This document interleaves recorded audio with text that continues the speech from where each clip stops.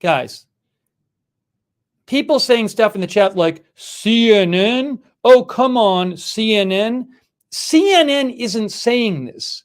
Someone in the administration said this to CNN. So if you think it's wrong, blame the person in the administration who's telling this to CNN. CNN isn't making up a story and then saying, hey, this comes from the Biden administration. So, it's you can't just look at the network reporting the story or the paper reporting the story. Use your brain. Stop reacting toxically. Stop shutting your brain off and reacting toxically. The world would be a lot better place if you all did this. Hello? Start thinking intelligently and using your brain. Stop shutting off your brain and taking a side before you heard what is said and thinking about what's said. That's called having an agenda. Not having an agenda is having an open mind and not knowing what you're going to think about something before you hear it and think about it and process it. So rather than hearing CNN and no matter what comes after going like, oh, that's stupid and it's a lie, or hearing Fox News and whatever they say after going, oh, it's Fox News, that's a lie. How about not shutting off your brain, turn on your brain and listen to what's said. And if you actually were using your brain and you listen to what was said, you'd realize that the report is not CNN thinks that, it is we're getting this from the Biden administration. So somebody in the Biden administration told them that. It may not be right, it may be wrong, but they didn't say we think this. So the world would be a lot better place if people stopped shutting off their brains and automatically siding one way or the other in a very toxic fashion, which really doesn't help anything. And it ends up causing you to believe a lot of poorly supported things. And it would be a lot better if you turned on your brain and think for yourself. Try thinking for yourself for a change. How about that? Rather than just being a robot and always siding on one side or the other, how about actually using what you have up here? Listen, and these. Listen, hear, think. Before yelling toxic garbage, shut this up. So keep this closed. No typing, no talking. Hearing, seeing, listening, thinking, and actually process what's being said, okay? The world will be a lot better for it. Thank you. That's my public service announcement for today. Okay. Now, let's get back. Breaking news, heavy explosions heard in Kyiv. From Fox News' Trey Yingst. I don't really care that he's from Fox News or wherever he's from. He's a good reporter. He's a responsible reporter. So I appreciate his reporting, and I'm with eagerness pass along his report to you. Heavy explosions heard in Kyiv coming from the north. Let me really quick see. I have to get the Kyiv stream on my phone here.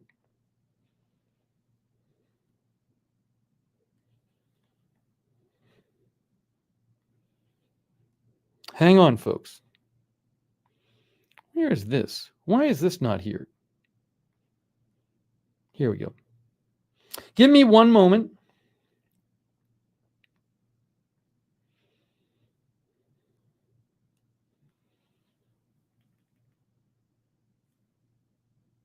Does the Fox... I'm watching the Fox News live stream from Kyiv. I don't know that it has volume on it. I'm not hearing anything. Keep it on here.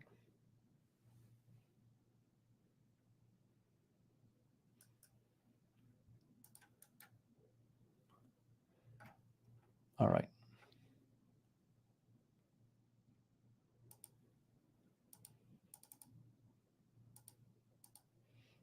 Hang on, guys.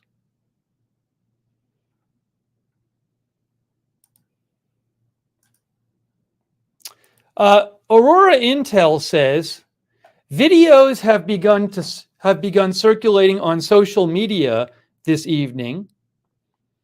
Videos have begun circulating on social media this evening of Russian ICBMs on the move, reportedly in Moscow. Make of it what you will. Everyone will have their own opinion on this one.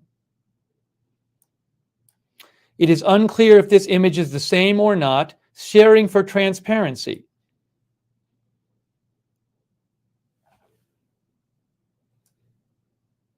Linda says it seems no volume on the Fox stream.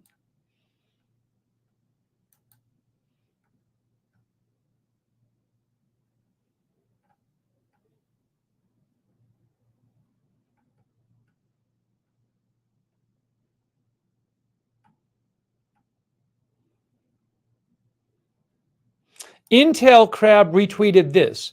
Residents of Nikolaev report that it is burning in Dubki. Airstrikes on the airfield in Kolbakino. Ребята! Это где? Не знаю. Ребята! Это где? An ICBM, by the way, is an intercontinental ballistic missile. Those can go around the world to other across oceans.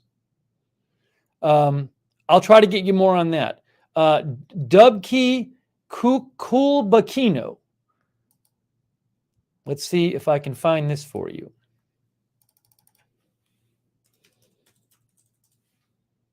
I can't find that. I can't find that. I don't know where this is. Nikolaev. Oh, Dubki, Nikolaev. Okay. I don't know where Dubki is. Let's try Nikolaev and see if that comes up. Otherwise, I don't know where that is. Nikolaev, Ukraine. Here we go. There's Mykolaiv. So that would be, there's been a lot of fighting around here, around Kherson. Kherson is here. Russia's troops came up from Crimea when the invasion began. Crimea is a part of Ukraine that Russia took from Ukraine 8 years ago. So Russian troops have been moving north. There's been heavy fighting at Kherson, and you just heard that report said that there was an airfield in the area of Nikolaev where there was apparently Robbie Wallace posted this. I can't confirm it. Intel Crab tweeted that residents report that it is burning in Dubki. Airstrikes on the airfield.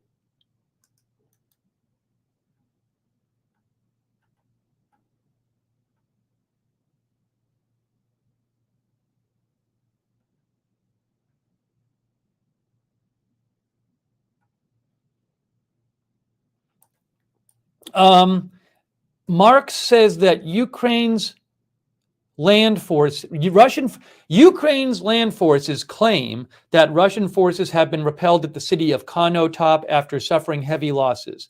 I'll have to check. I don't know if they're posting this on their Facebook page. Sometimes Ukrainian military post stuff on their Facebook page. Let me look and see here.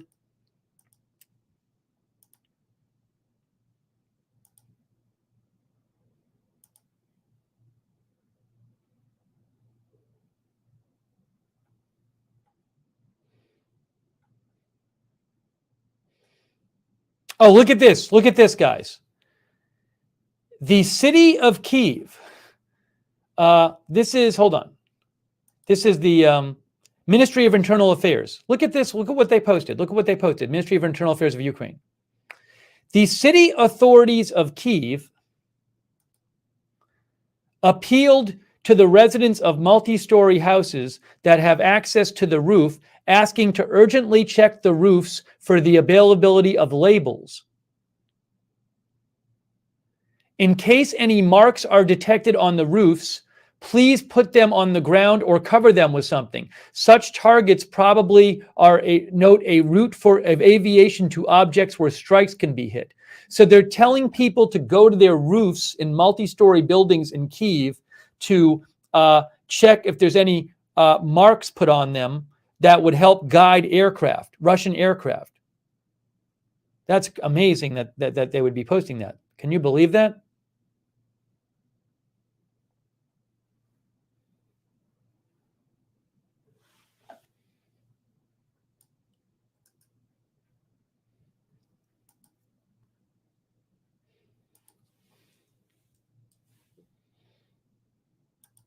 Mark says there was a firefight in the train station in Zhytomyr a bit earlier. Photo reportedly shows captured Russian soldiers. That is unconfirmed.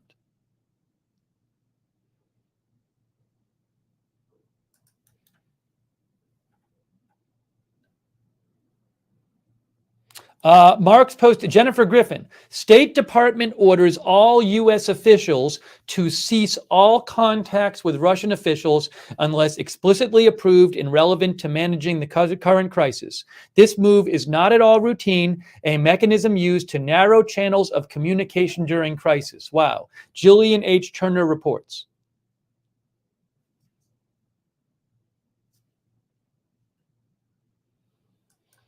Lots of updates, keeping them coming.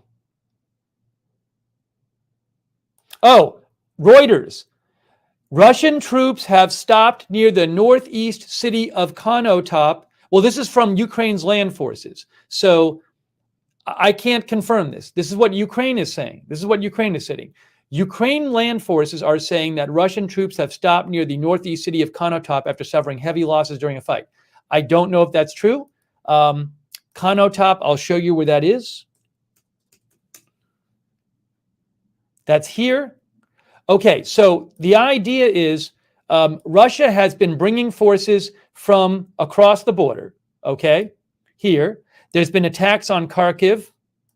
There's been a lot of fighting in Sumy in the last day, a lot of fighting here. So I assume the forces that were in Sumy might have moved along, but there's Konotop here. So maybe those forces are moving towards Kyiv, but there would be Konotop here. So apparently a lot of fighting in Konotop.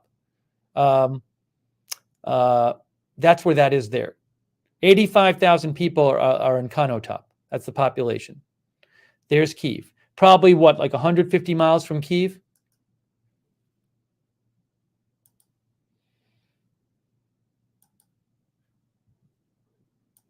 So lots of updates, just getting you the latest updates here.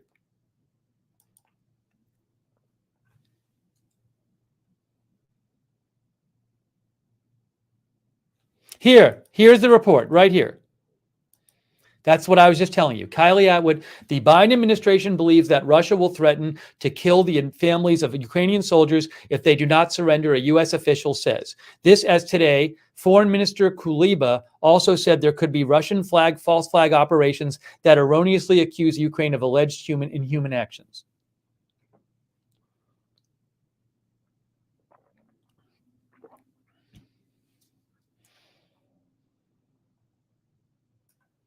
I want to say a quick thanks to our moderators. They are fantastic. I really appreciate all of their help in our chats. Linda Belk is moderating. We have, hang on. Lexa Fulmer. Thank you, Lexa, so much for moderating. Lexa's moderating there. Thank you. Also, we have, hang on one second, I want to thank our other moderators. So we have lots of updates coming out. It is 10:33 p.m. Kyiv time, and the time in most of Ukraine, 10:33 p.m. Bud Green, thanks for modding. Bud is there. I see Bud modding over there on Facebook. And we also have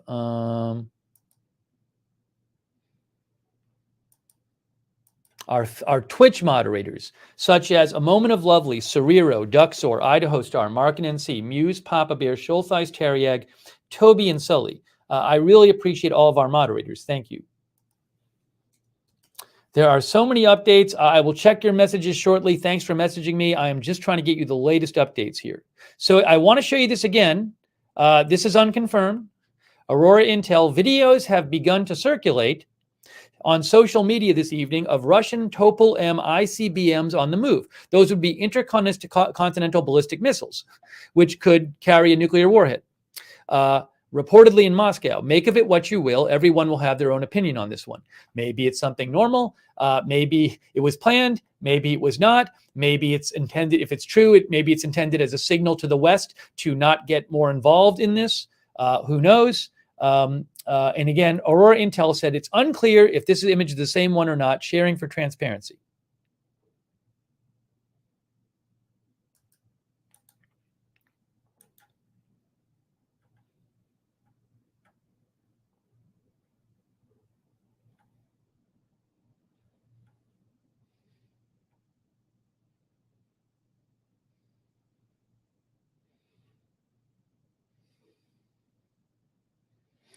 Oh, hang on a second here. Let me do one thing real quick.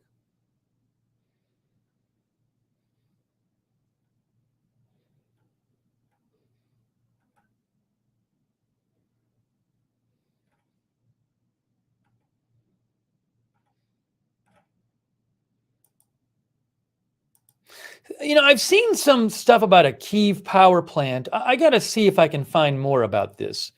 I don't have anything reliable. Let me check some different sources here.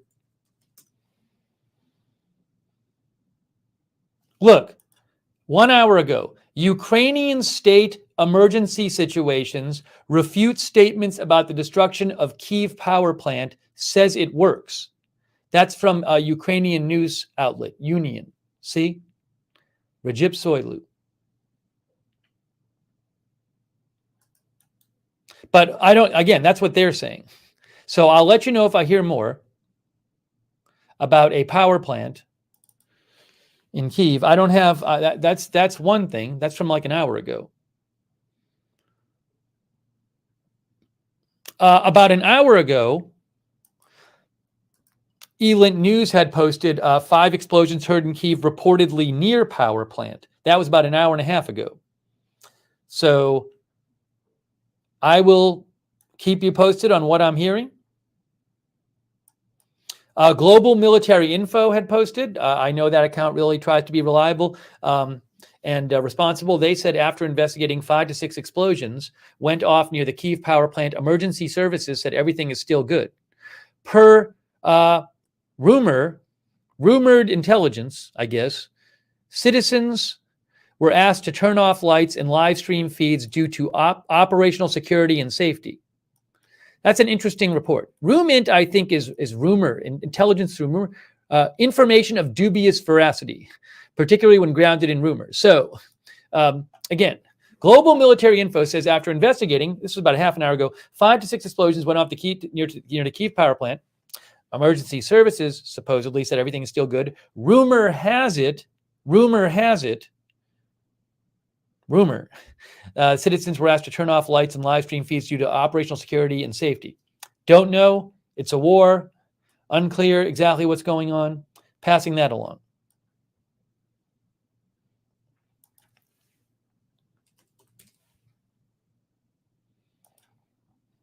Bringing you the latest updates. They just posted this: heavy explosions rocking Kyiv. Where are they seeing this?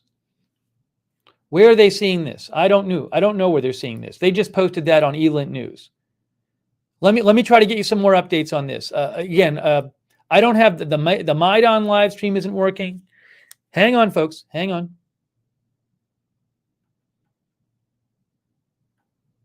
I'm looking at people. Oh, look, multiple heavy explosions in Kyiv. Marks almost sounded like multiple launch rocket impacts.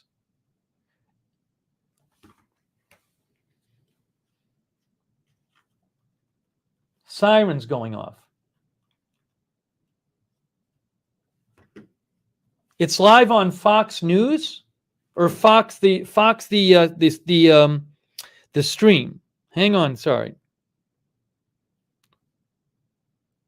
All right, it's not on the Fox stream. Fox News. I'll check Fox News. Oh yes, Fox News.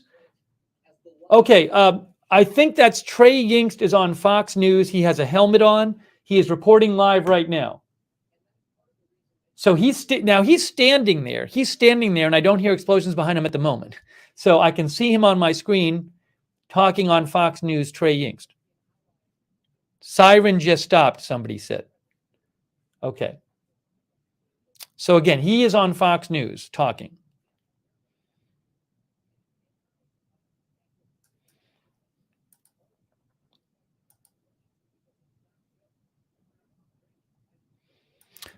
Press secretary announces the U.S. will join the EU and UK in sanctioning Vladimir Putin. Is this on right now? Hang on. Hang on. There's so much going on. Give me one moment. Give me one moment.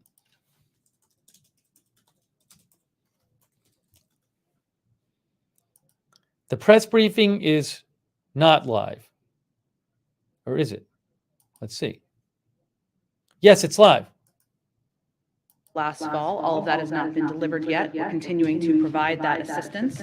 Obviously, we remain in very close touch, of course. All right. I'm not going to stick on this right now. There's lots of updates coming out. I'll let you, if anything big is said, I'm sure we'll hear it. Else, I'm not going to the press briefing. You can watch the press briefing on YouTube if you want. Go to White House Live. We're not going to that right now.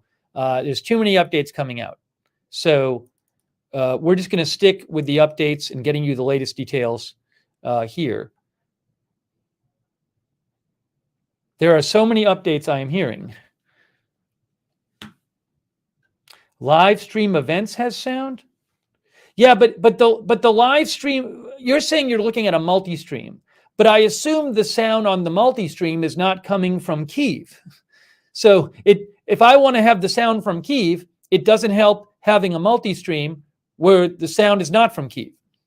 Because the multi-stream, I believe there's one I saw that only had one camera in Kyiv, and that was the Fox camera.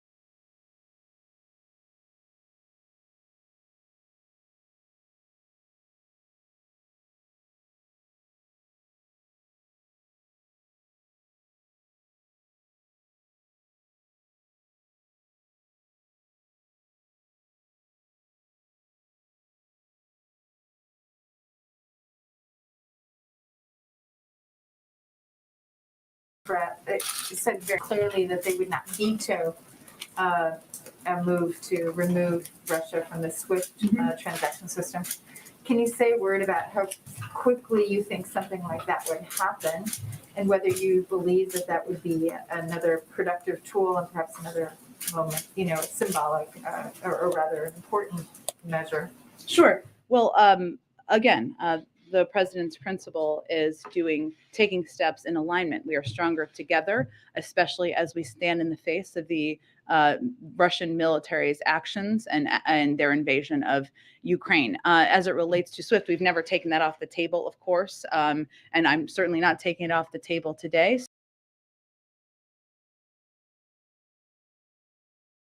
11,000 banks, and many would argue that there are ways that the Russian leadership could get around that over the course of time, but it certainly remains an option on the table. In terms of the timeline, I don't have anything to predict for you on that. We were also reported today that China has actually increased its reserves as opposed to releasing reserves, which could help perhaps with the energy price increases that we're seeing. Have you had, what do you think of that move? And then also, has there been any further communication? Does President Biden intend to talk to President Xi, or can you say a word about what you're doing in terms of trying to convince the Chinese to be supportive?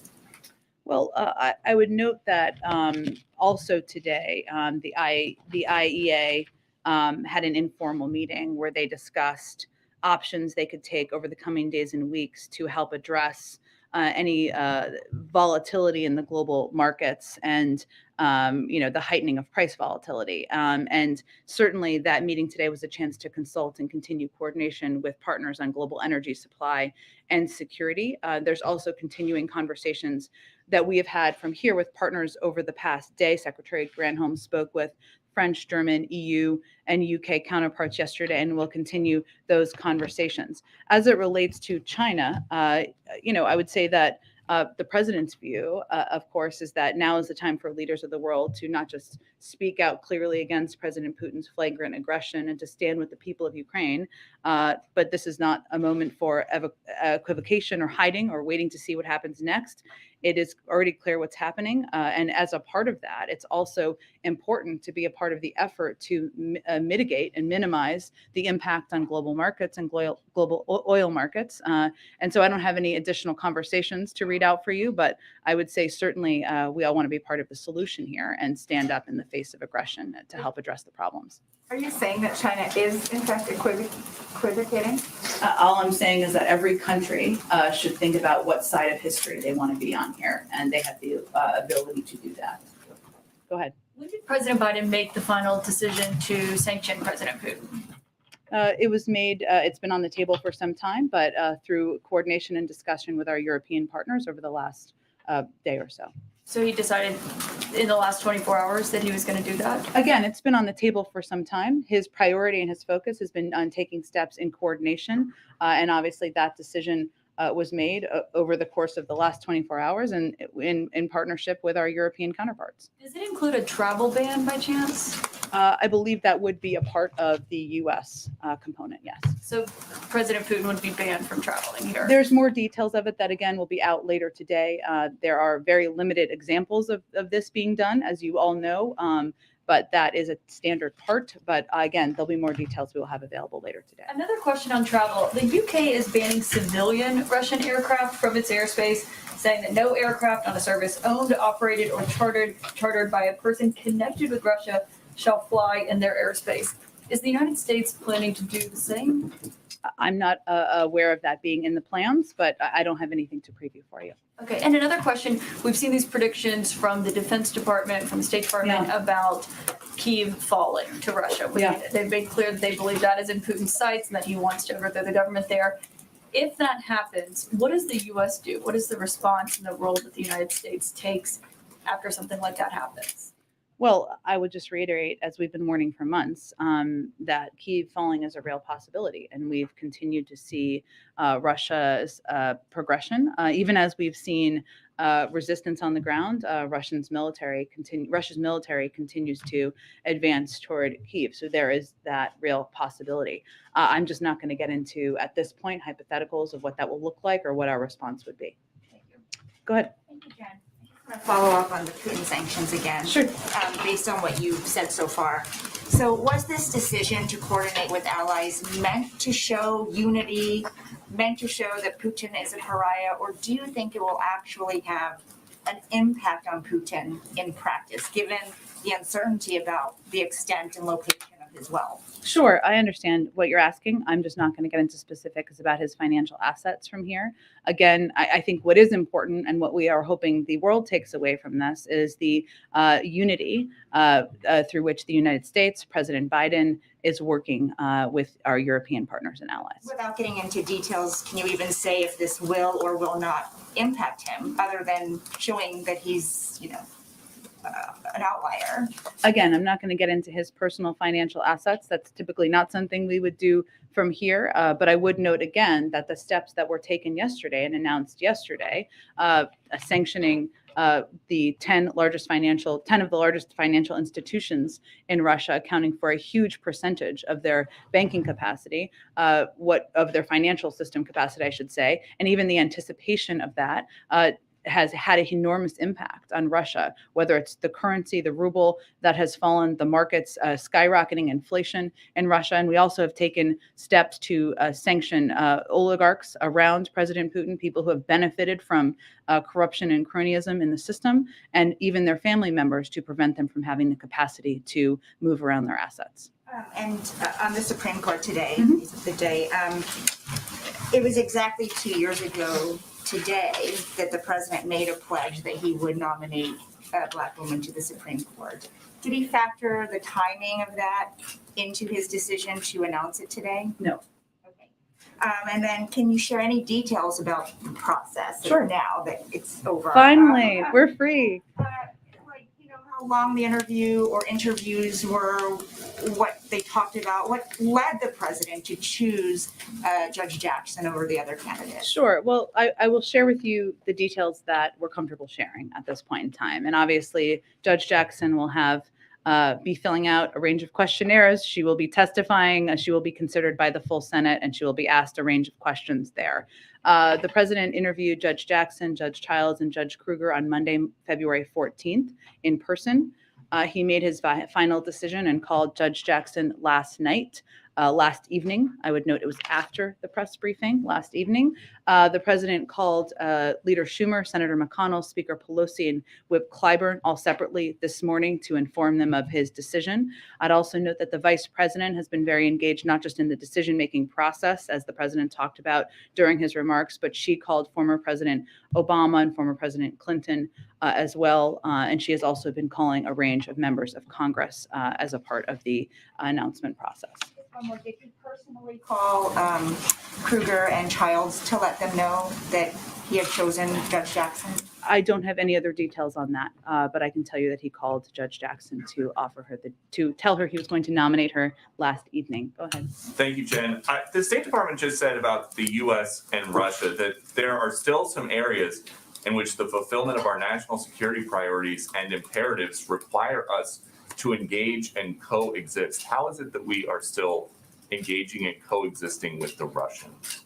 Well, Peter, I would say diplomacy around the world requires us to engage with countries even where we have strong disagreements, strong opposition, strong condemnation.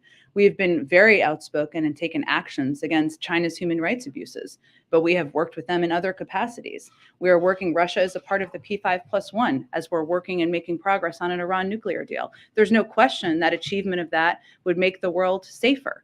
So it is our responsibility, and diplomacy means engaging even with countries where you have strong disagreement and strong opposition. And just so that we can understand then the approach, that means that you guys will sit here and sanction Vladimir Putin and then send diplomats to go sit on the same side of the table with the Russians to hash out the Iran deal. Is that what's happening?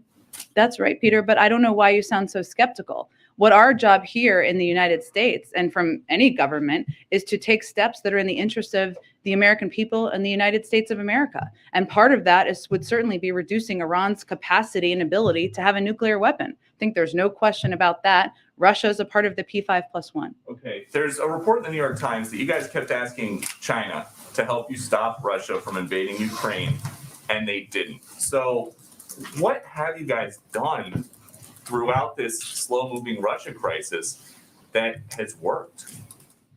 In what capacity? Well, the president talked to Putin. He talked to the G7. He threatened sanctions. He put sanctions in place. Now he says the sanctions are going to take 30 days or about a month. Do you guys think the people in Ukraine have about a month? Well, Peter, let me just take a step back and explain to everyone how diplomacy works and how our approach from the United States has worked. What the president has done is he has built a global coalition to stand up in the face of President Putin and President Putin's aggression and invasion of Ukraine. What he has done is he has rallied the world, our European partners, even at cost to them in some capacities, to put in place significant sanctions, historic sanctions that would have a enormous impact on the Russian financial sector. It is President Putin's choice to go to war and invade Ukraine. That is what he has done. It is our choice and our responsibility and the role of the president in the United States to rally opposition and make sure they feel significant pain from that choice. That's exactly what we have done. And I understand that you're saying that these sanctions will have an impact on Russia, but what good does that do these people in Ukraine who are seeing the news and these U.S. intel assessments that Kiev is going to fall any day?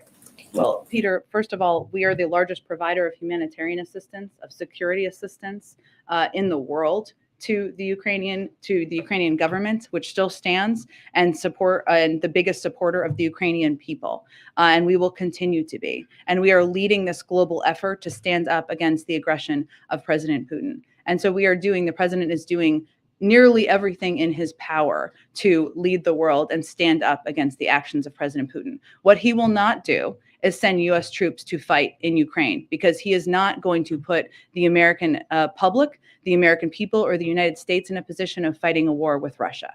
Go ahead. If I can ask you about, we've been watching a lot of the pictures play out from overseas. We've seen anti-war protesters rounded up and arrested in Moscow and elsewhere throughout Russia. We've seen awful pictures coming from throughout Ukraine, including one today that was dramatic of a Russian tank literally rolling over a Ukrainian civilian vehicle. Can you just give us a sense, is the president watching this happen, his reaction to this, his message to those anti-war protesters? I mean, it's horrific to watch. It's heart-wrenching to watch. And we have all seen the images, the president, the vice president, members of our national security team. And it almost doesn't matter how much you've been through, how many conflicts you've watched over time. And he has unfortunately watched many in a variety of national security roles to feel heartbroken by what you're seeing happen in Ukraine, in a sovereign country that is having its right to exist threatened by Russia, the aggressor in this case. I would say our message to the Ukrainian people continues to be that we stand with you, we support you, we are going to do everything, humanitarian assistance, economic assistance, continue to provide security assistance, and rally the world to condemn the actions of President Putin. And to the anti-war protesters in Russia?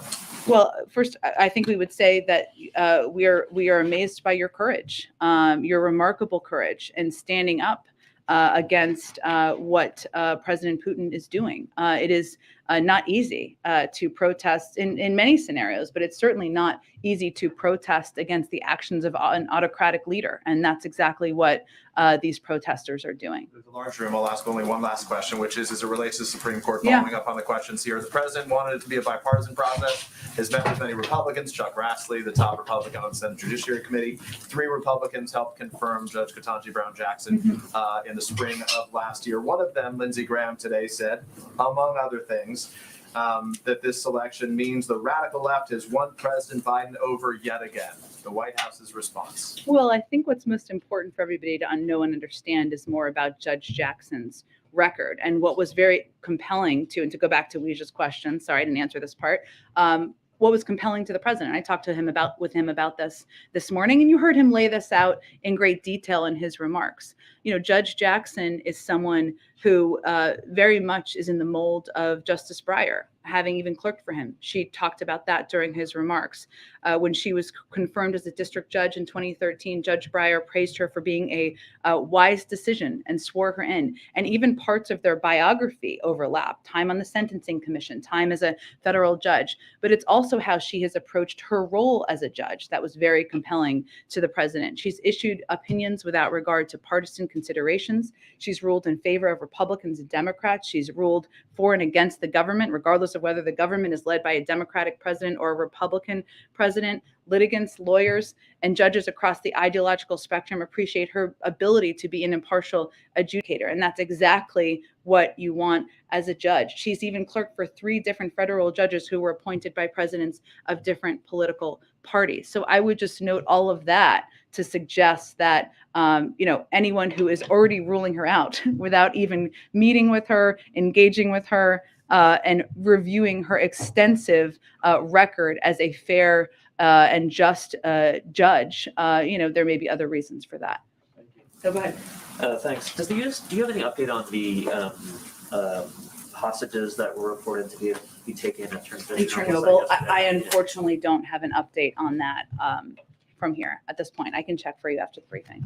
Does the U.S. have any plans to speed up the refugee processing for Ukrainians that do want to come to the U.S., as they did with Afghans that want to come to the U.S.? Well, it's a slightly different circumstance, I will say, because our assessment is that the majority of refugees will want to go to neighboring countries in Europe, many of which have already conveyed publicly that they will accept any refugee who needs a home, whether it's Poland or Germany, and there are probably others who have made those comments. So we are really working in close lockstep with our European counterparts about what the needs are and how to help from our end meet those needs. That certainly means an openness to accepting refugees from Ukraine, but also making sure that all of these neighboring countries who are willing to welcome these refugees, have our support in that effort.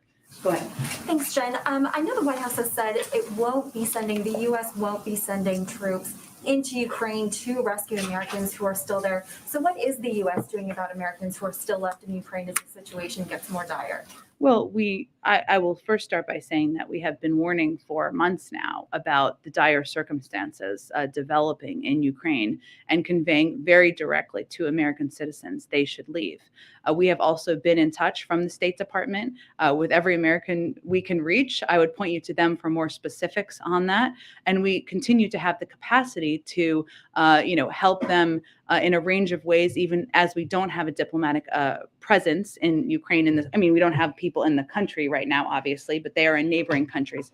I'd really point you to the State Department for any more specifics. The president is obviously now going to be in Delaware this weekend. Can you share what he will be doing there? Will he be traveling with members of his national security team? Will he be receiving regular updates on Ukraine? Sure. He will have a meeting with members of his national security team tomorrow in Delaware. I will note that while every president can work from anywhere they are, because that is how presidencies are equipped, he is traveling to Delaware for the memorial service of a family member, and he will be, that is why he's traveling there this weekend.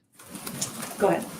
Just to follow up on that question, does the president have special secure facilities in Wilmington? We know that obviously at Camp David, that is something available. Given the national security crisis, is that something that is also available? The president has the capacity to make a secure call from anywhere he is, yes. Okay. And then on the Supreme Court, how important is it to the president that Judge Jackson receives bipartisan support if she is confirmed, and how much political capital and time and energy is he personally going to put in to getting Republican support for the nomination? Well, I think, Tyler, let me flip this around a little bit for you and just say the president's view is that when you look at somebody like Judge Jackson, who is extraordinarily qualified, has impeccable credentials, she has been lauded by former Speaker of the House, Paul Ryan, who said on her behalf when she was put forward last year. I know she's clearly qualified, but it bears repeating just how qualified she is. Our politics may differ, but my praise for Ketanji's intellect, for her character, for her intellect is unequivocal. That she is somebody who has, and I would also note that former DC District Judge Thomas Griffith, appointed by President George W. Bush, publicly supported her DC court nomination, and she received a bipartisan letter of support from individuals who co-clerked along Judge Jackson. So I think the bar here should not be what is the president going to do? Of course, he's going to engage with Democrats and Republicans. You've seen him operate in that way to date. It is what are Republicans going to do in terms of considering an eminently qualified judge that the president has nominated, who by many standards has shown herself to issue opinions without regard to partisan considerations and ruled in a way that certainly anyone, regardless of their political affiliation, would be proud to see. And then just one more quick one on the State of the Union. How much is that speech being changed by the Russia-Ukraine crisis? Can you just give us a little bit of a preview about what we may hear from the president on Tuesday? I certainly understand the question, but I can't give you a preview of a speech 4 days from now quite yet about and how it will address a developing conflict. Go ahead. Yeah, President Biden stated from the outset, and you've reiterated today that he won't send U.S. troops to Ukraine to fight Russians. Given the high stakes, President Biden yesterday said Russia has aspirations beyond Ukraine. Why isn't this a fight worth sending U.S. troops for? Why, why has the president assessed that shouldn't be an option? Well, I would say first it's important to note that we have certainly made clear, not just by words, but by actions, that we are going to continue to support and even plus up our support for NATO defense operations. And there was an announcement yesterday of an increase of additional 7,000 troops. And obviously there was a significant announcement made today by NATO. We will firmly stand behind our Article 5 obligations. But I would say, as it relates to sending U.S. troops into Ukraine, the role of the president of the United States, any president, is to make an assessment about what is in the interest of the United States, our national security interests, the American people, and certainly weigh very heavily how we're leading the global community. But it is not in our interest to be in a war with Russia. And so, no, we are not sending U.S. troops to Ukraine. But by stating up front that this is not an option, didn't President Biden take away what could have been a threat to deter Putin from invading and to further push into Ukraine? I think the president believes he has a responsibility to be very direct with the American people about what his intentions are and what his intentions are not. And that is his first priority as president. And finally, what was the White House's reaction to President Zelensky's today in a video address saying that Ukraine has, quote, been left alone to defend itself against Russia? Well, as you know, the president spoke with President Zelensky and made clear to him during that conversation that he commended his brave leadership, his brave actions, the brave actions of the Ukrainian people who are fighting to defend their country. He also conveyed our ongoing economic, humanitarian, and security support that we will continue to provide. So that is hardly standing on the sidelines. We are providing, again, the largest provider of security, economic, humanitarian assistance of any country in the world, and we will continue to support President Zelensky and the Ukrainian people. So the White House doesn't think he's been left alone? I think I'll leave it at that. Go ahead. Thanks a lot, Jen. Does the administration have any plans to offer TPS to Ukrainians who are in the United States or who might end up coming to the United States? Does it support the idea? Well, it's a process that would be overseen by the interagency, go through an interagency process led by the Department of Homeland Security. I know there are many advocates for that, but I don't have an update on the process or if it will happen. What plans does the administration, in regard to refugees, Sure. What plans does the administration have to take in, for the United States, to take in some refugees in the United States? Have there been any planning discussions, perhaps with refugee groups to prepare this? Do you have an anticipated number of how many refugees may come to the I don't have an unanticipated number to project. What I will convey to you is that we are always in constant contact with the refugee organizations who do incredible work around the world. But I would also reiterate that what we've seen happen over the last couple of days is countries like Poland, Germany, and others in Europe make clear that they are opening their arms to welcome refugees from Ukraine. Those are neighboring countries, so we do anticipate the vast majority will want to go to countries in Europe. We do anticipate that some would come to the United States. We are open to that, yes. And if I could ask one more, Senator Coons floated the idea of a $10 billion emergency supplemental package. Just does the administration support that proposal? We are having ongoing conversations with Congress about additional assistance to Ukraine. Our OMB leadership is having those conversations, and so I will leave it to them to put out any updated specific number from our end, but those are underway. Go ahead. Why doesn't President Biden want to talk to Vladimir Putin right now? Because he's invading a sovereign country? Isn't he going to be potentially invading that for years on end? Well, I would say that a moment where a leader is beginning and in the middle of invading a sovereign country is not the moment where diplomacy feels appropriate. It does not mean we have ruled out diplomacy forever. Obviously, the president remains open to engaging at a leader-to-leader level, but this is not the moment. And why are you guys waiting to apply maximum pressure on Russia with, sanctions on everything? It doesn't seem, are you guys waiting for Kiev to fall or sanctions on everything? How do you mean?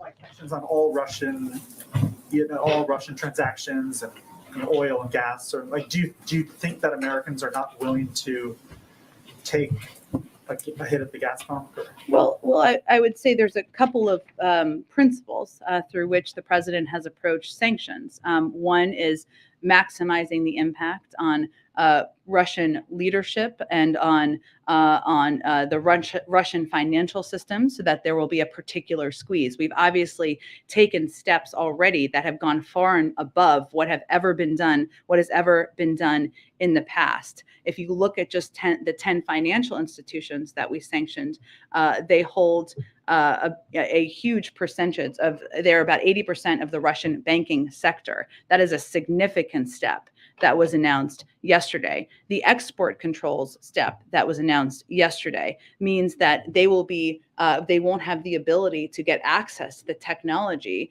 and semiconductors and AI that President Putin desperately wants to continue to innovate his economy moving forward. There's also, of course, European countries are also looking at some of their reliance on Russia, whether it's for energy or other purposes, and they're making their own decisions about diversifying. And as I noted a little bit earlier, the ruble remains about 10% weaker year to date and the worst performing emerging market currency in the world. So what should be clear here is that there are already huge impacts. There is already an enormous squeeze on the Russian financial system and economy. What the president is also focused on as a principle is taking steps and making sure we are minimizing the impact on the American people, on the global economic system. And we, of course, weigh that as we have a responsibility to do. And we want to, first and foremost, I should have said this first, take these steps united with our partners and allies in Europe. Does the administration have any message to American companies that do business in Russia with entities that are not necessarily on the sanction list? Would you like to see U.S. citizens not buy Russian products? Would you like to see U.S.-based CEOs not look for business in Russia? We're not trying to hurt the people of Russia or the Russian people. We're trying to squeeze the financial system and sector to make sure there are significant consequences for the actions of the president. Go ahead. Jen, so understanding there's no plans for Presidents Biden and Putin to speak, is there any line of communication between the White House and the Kremlin right now? I don't have additional details on that at this point in time. Obviously, our national security team has a range of means of communicating with the Russians. And we take what you said earlier in your answer to mean that the president won't speak with Putin unless Putin de-escalates or withdraws.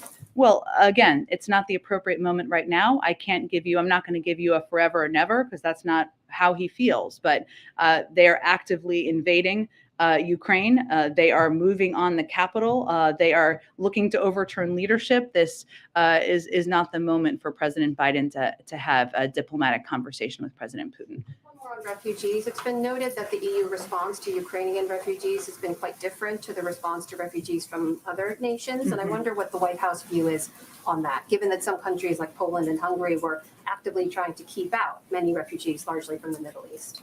Well, I don't think I have any further comment on that from here about the decisions of other countries and where they accept refugees from. What I can speak to is what our approach is here in the United States. And obviously, we have welcomed with open arms tens of thousands of Afghan refugees. And certainly, while it may be, to go to the earlier question, that the majority of refugees from Ukraine go to Europe, we are certainly open to accepting refugees from Ukraine as well. That is our policy and our approach, and certainly what we will continue to implement.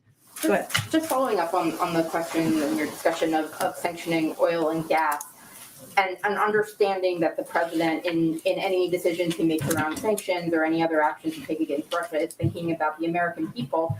Is there a point at which he would consider doing that? Is that like the energy sector?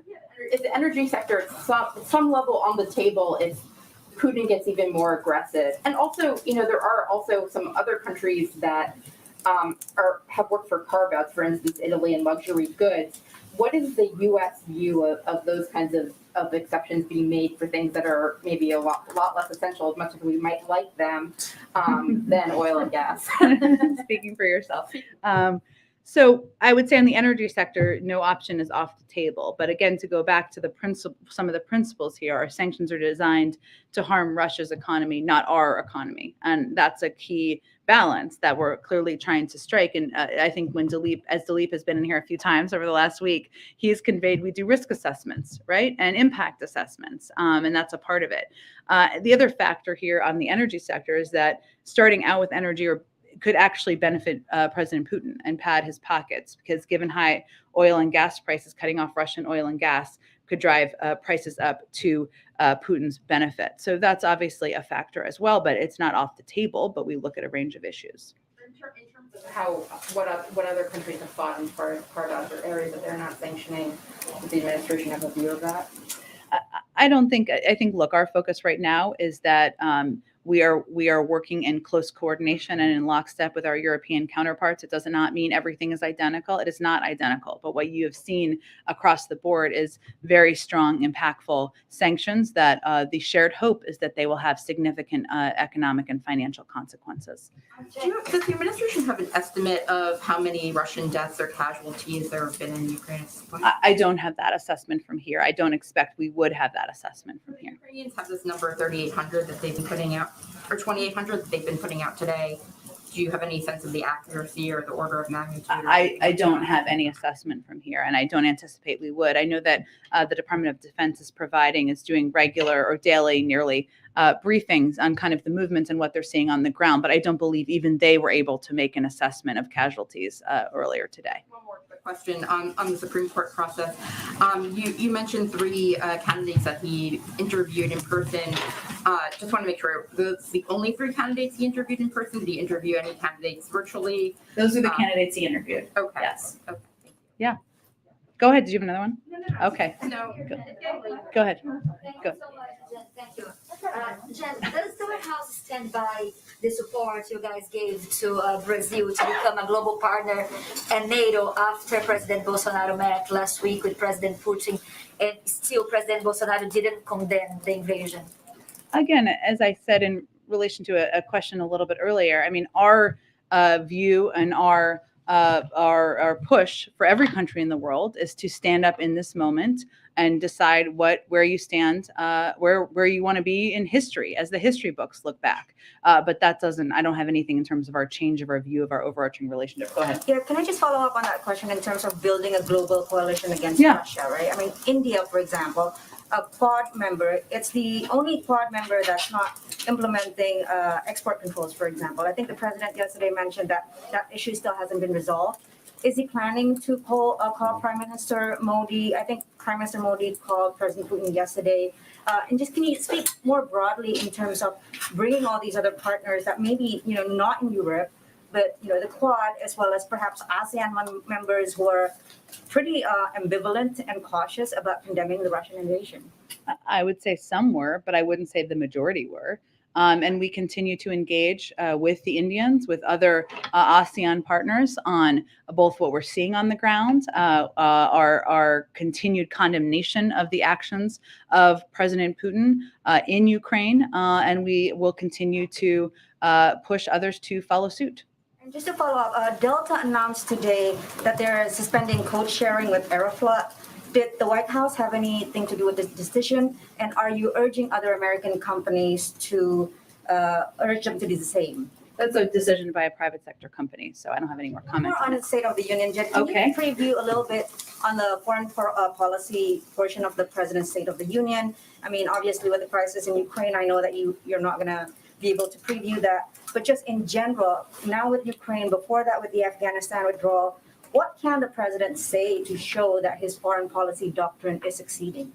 Well, without previewing the State of the Union, which we'll do later this evening or later this weekend. Sorry, it's kind of all one day that's running together. We will do later this weekend, I expect. So look ahead to that, or we'll have more to say later this weekend. It's also as it relates to Russia, Ukraine. We are unfortunately still in the middle of this conflict, right? We are in the middle of an active invasion. So I just can't give you a preview of what that will look like in the State of the Union.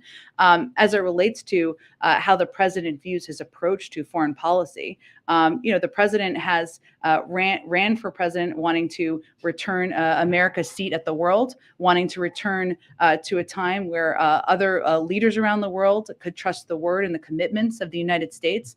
And what you have seen over the last few months is the president deliver on exactly that. He has been leading the effort in the world to stand up to Russia, stand up to the efforts, the aggression, the invasion of a sovereign country. Well, I'm not going to get into the specifics of what is going to be in the State of the Union. That's exactly what he said he would do when he was running. Go ahead. So the president said he's doing everything he can to bring down energy prices, Yeah. gas prices here in the U.S.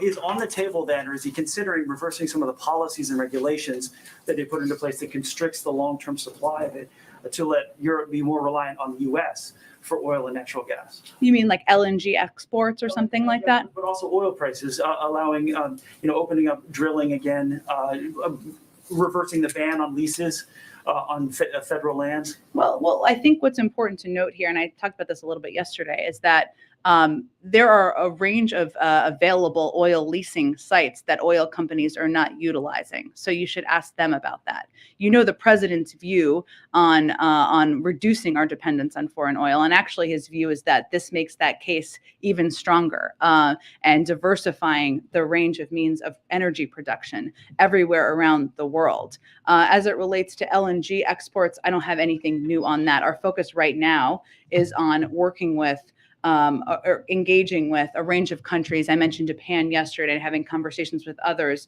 who may have the availability of supply, natural gas supply, that was coming from the United States to provide to Europe in this time where they need it. And we're seeing some encouraging developments on that front. Yeah. OPEC is making moves now to get ready to include Iranian oil if the U.S. is successful with the Iran nuclear deal. Would the president then welcome Iranian oil coming into the U.S. to lower gas prices? Well, again, we're not quite at the point of a final deal on the nuclear deal, so we will talk about that if we get to that point. Let's see. Go ahead. Thanks, Jen. You've talked a couple times about the U.S. engaging in diplomacy with Russia going forward. When he announced the sanctions today against Putin and Lavrov, the British Prime Minister told NATO leaders that there could be no normalization with Russia after the attack on Ukraine. Does this administration share that view? Well, again, in this moment, I've conveyed pretty clearly the president has no intentions at this moment to engage with President Putin. He was just sanctioned. We just made a decision in coordination, in close lockstep with the Europeans, to sanction him ahead of state. That is a very rare step to take. And obviously, we've issued significant sanctions that cover 80% of the financial sector. So, no, we're not in a business as usual moment at this point in time. And obviously, de-escalation would help return us to a state where that could proceed. Does the White House right now believe that President Zelensky is safe in Kyiv? We are in close touch with him. While I'm not going to give you updates on his security state, certainly the president just spoke with him earlier today, and he continues to be the president of Ukraine. Go ahead. Hi, in regards to the new CDC guidance on the pandemic, Yeah. which of course will then be the new Biden administration guidance. What is the what will the message be to Americans in regards to these new metrics and the new guidance as to where we are in the pandemic? Well, I would say if you look at the specific of them, we are moving. The president, we've talked a little bit about how we want to move to a time and a place where we are, have the tools needed so that COVID and the pandemic do not disrupt our daily lives. Obviously, there's more. The president's been talking to his COVID team about exactly that. This is a part of that process, and we're moving forward in that process. As a result of this announcement today and these updated recommendations, today more than half the country, 70% of Americans, live in areas where the CDC no longer recommends universal masking. Obviously, if people want to wear a mask because they're immunocompromised, because they have concerns about their safety in their communities, they should have the ability to do that. But that is certainly a step forward. So, that this is part of that process, and I expect we'll have more to say soon. Concern that this might imply or have folks think that then therefore the pandemic is over and can issue all caution? And then secondly, or kind of added on to that, are you confident that there will be an ability to reverse course if things get bad again? Well, if nobody is saying it's means it's over, including anybody who has a big platform, for example, then that we're not concerned about that. That is not what we're conveying from here, right? What we are conveying from here and what the CDC is conveying is that America is in a stronger place today as a nation. We have more tools than ever before to protect ourselves from COVID-19, vaccination, boosters, treatments, testing, high quality masks, improved ventilation. Over 200 million people are vaccinated. Nearly 100 million Americans have been boosted. And the CDC is providing public health guidance that has a couple of different clear levels so that people can understand what their recommendation is as it relates to wearing a mask. That's exactly what this is. There are still people dying every day of COVID. There are still immunocompromised populations. But what we are trying to work towards is a period of time where where COVID is not disrupting our daily lives. Go ahead. Just wanted to know, you said that the president has done everything in his power. We've seen the sanctions, shoring up the NATO eastern flank, all of that, but no troops. You repeated that. Doesn't that also send the message to Vladimir Putin, clearly it hasn't stopped him, that other nations in the region that are not NATO members are also free game for him, since he's not going to have that stop? Well, I don't think the crippling sanctions that the president has issued or approved, and we announced yesterday, that cover 80% of the financial sector, that are having an impact already on the financial sector there, or steps that the president has taken, including banning export controls, or steps he's taken to sanction oligarchs and to rally the world to take not only significant financial steps, but also to treat President Putin as a pariah, send a message that there's a free walk for anything. In fact, President Putin is isolating himself further. If his objective here is to, as his stated objective is to divide NATO, if his stated objective is to divide the West, it's having the opposite effect. So I don't think that would be our assessment. But go ahead.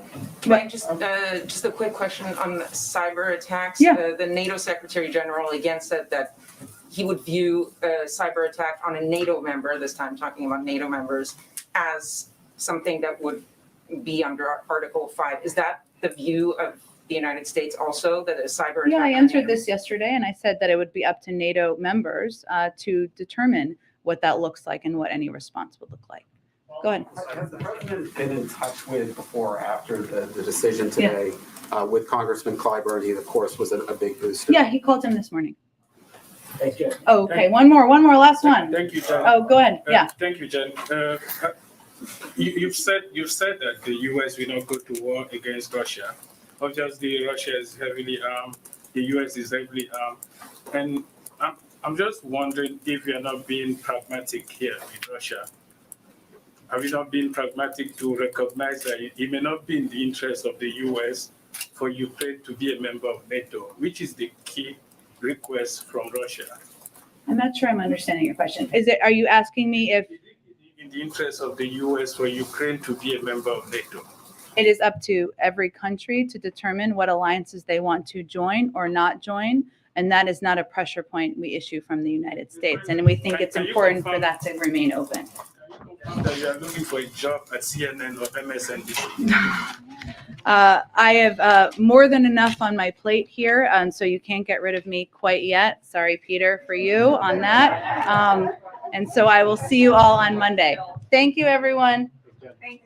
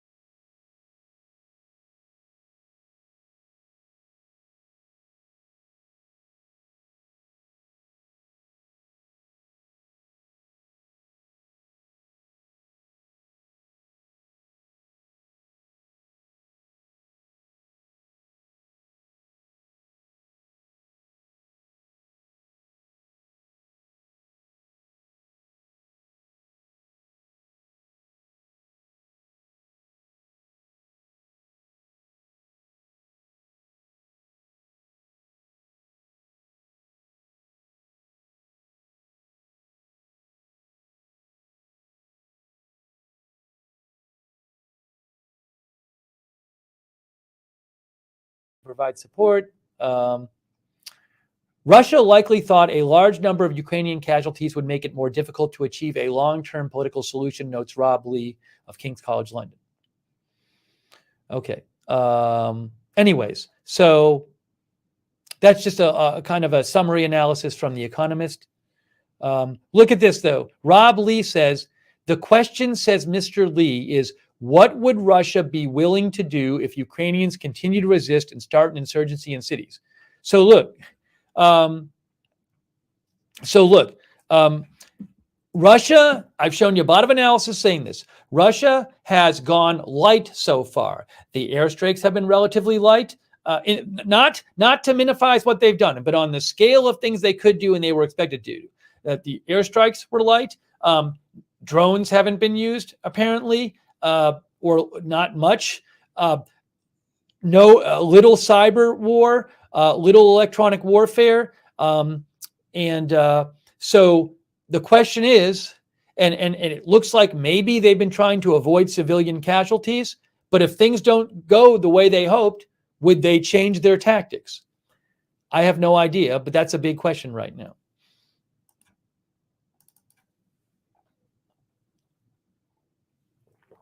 Okay, hang on a second here.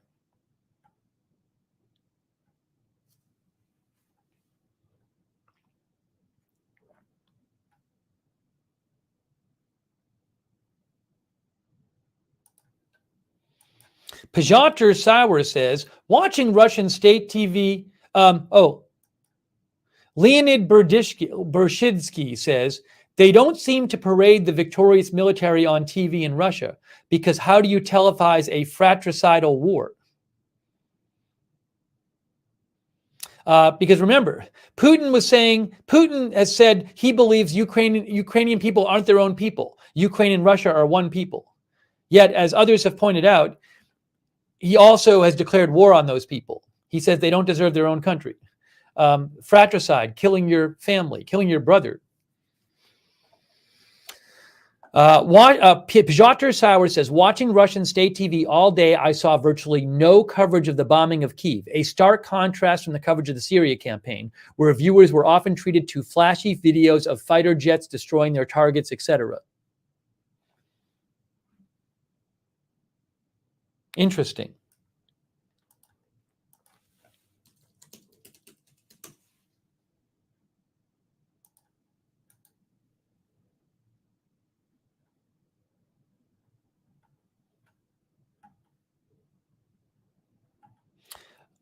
I mentioned before that I had seen some reporting suggesting that maybe Russia and Ukraine might have talks soon.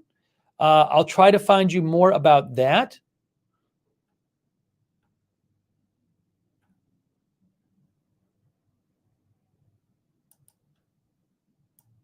By the way, if you want to read that Economist article, it's called Russian Forces Advance on Kyiv. Explosions on webcam?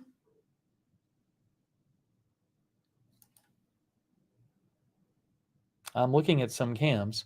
Hey, by the way, a quick thank you to, hang on. Big boom in Kyiv. People are saying they heard a boom in Kyiv. I'm looking now. I don't see anything right now. I just want to say a quick thanks for the support, everyone. I do appreciate all of your support for the channel, so thank you very much.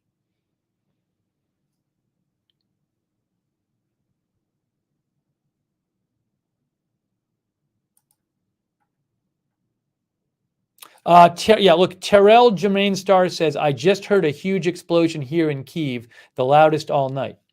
He just posted that 1 minute ago. He's in Kyiv. Terrell Jermaine Star.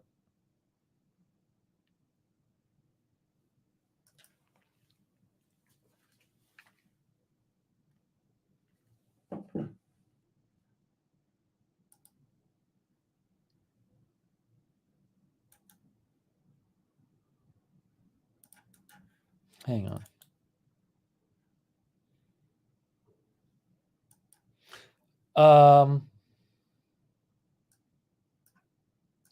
Sorry.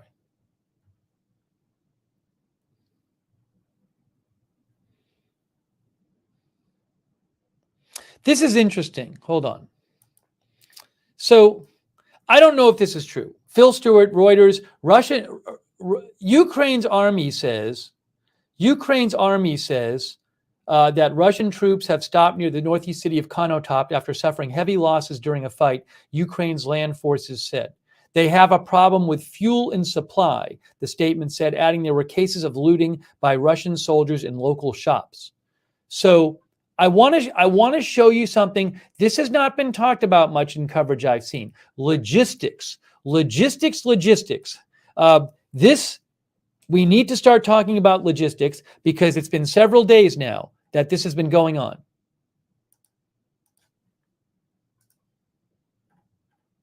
Let me show you this. This is from a CSIS paper, Russia's Possible Invasion of Ukraine, from January 13th.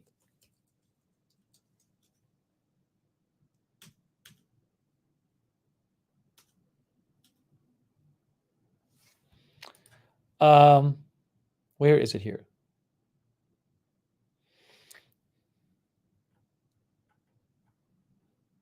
Logistics, right here. Here it is, logistics.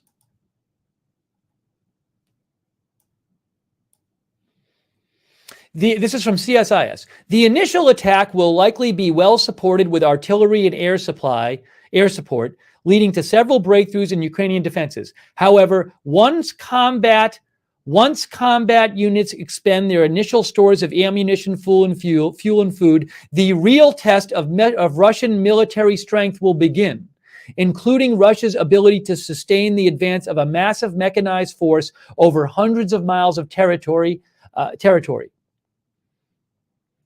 Kyiv and the Dnieper River crossings are at least 100 to 200 road miles from the Russian border, and its army will require at least several days of fighting to reach them. Before that, they will undoubtedly have to resupply, refuel, and replace combat losses of men and material at least once, which will require an operational pause. Russia may have a trouble with a sustained ground offensive far beyond Russian railroads without a major logistical halt or a massive mobilization of reserves.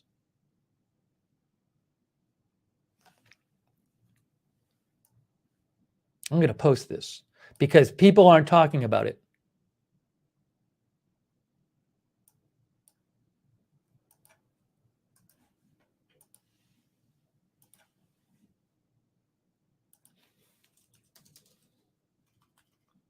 One thing I haven't seen people talking about, but they should, logistics.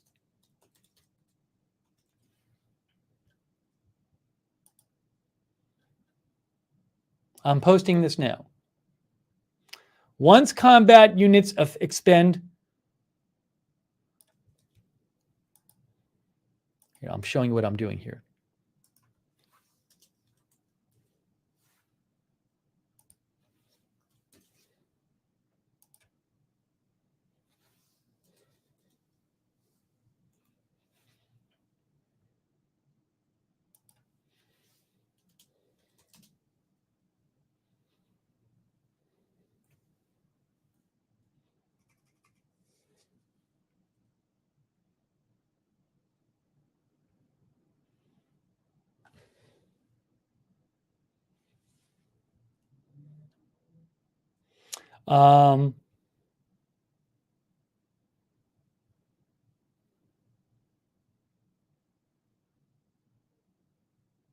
Here.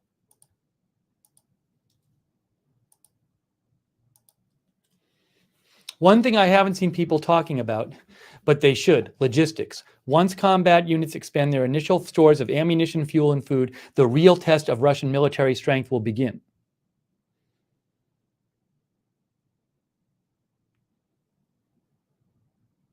Oh. Including Russia's ability to sustain the advance of a massive mechanized force over hundreds of miles of territory. That's what I wanted to do. I want to put that quote in.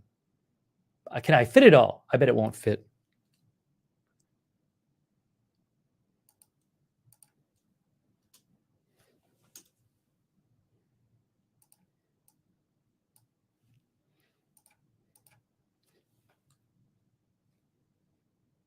This is the most fun part of the stream when you get to watch me do a tweet. Nope, can't do it. Won't fit.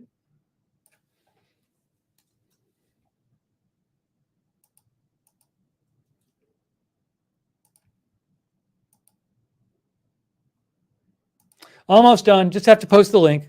There we go.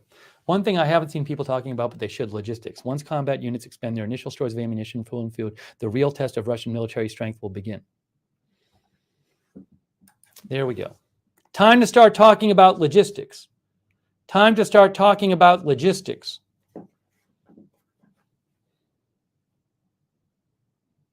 Logistics is moving stuff, supplying, getting stuff to where you need it, getting supplies to where you need it, fuel, food. The Russian army is, from what experts say, heavily reliant on railroads for logistics. I haven't heard about this yet. There was talk that maybe Ukraine might destroy railroads that Russia might use for logistics. I haven't heard about any of that yet. I'll be interested to see if we do hear about that, about Ukrainian destroying railroads to keep Russia's logistics from working. Now, Russia could also, surely they could fly and stuff too, but what happens if you're not right near the airport? So just something to keep in mind. Something to keep in mind.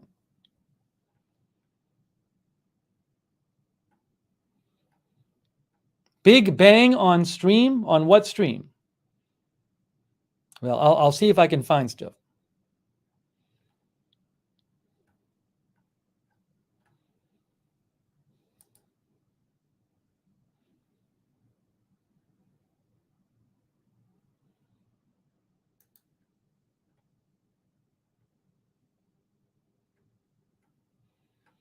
All right, let me get you more updates here.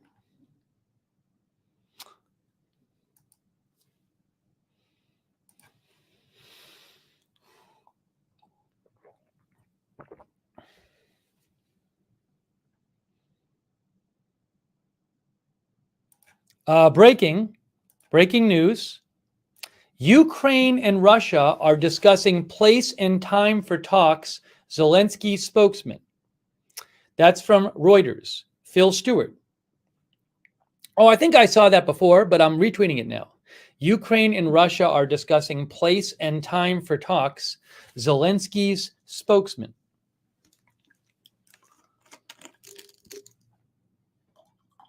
Hold on a second here. Hang on.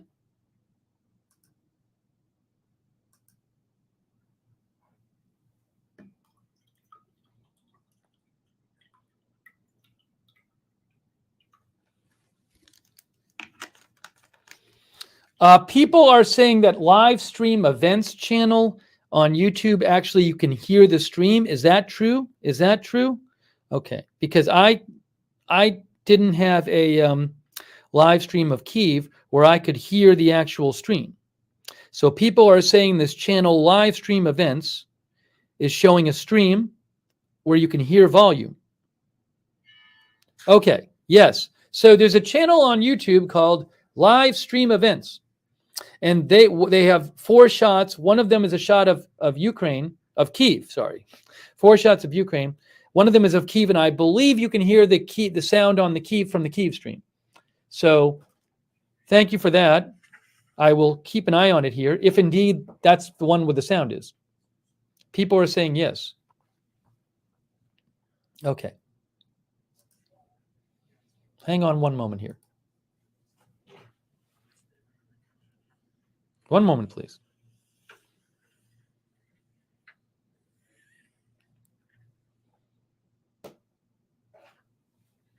I need it loud enough so I can hear it, but soft enough that it doesn't bother you guys.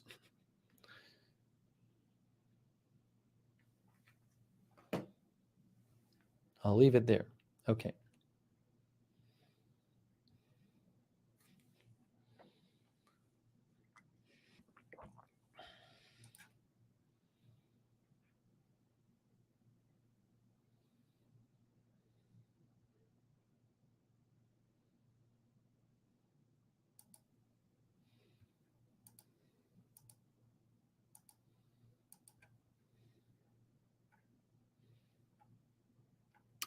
In addition to the US, Canada has announced it is going to sanction Putin personally. Sean Betke posted that. Let's see here. Canada to sanction Putin. Prime Minister Trudeau, CTV, Prime Minister Trudeau said Canada will follow the lead of its allies and levy sanctions on President Putin and his foreign ministry, Sergei Lavrov. Sorry.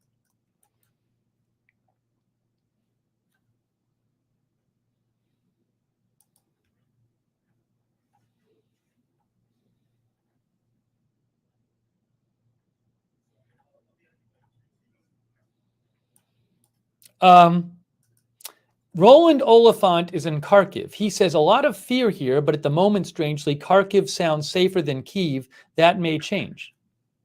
Why am I getting this? Sorry. I'm getting too much noise on that stream.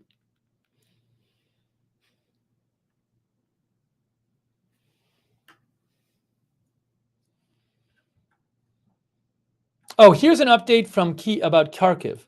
Roland Oliphant. Here is what I know out east. Oh, hang on one second. Hang on one second here. The main roads are still open. Kharkiv is not encircled. That's good. Ukrainian troops with NLAWs ambushed and destroyed Russian tanks and some other vehicles on the outskirts yesterday. That's in Kharkiv, an important city close to the Russian border. Kharkiv, 1.5 million people.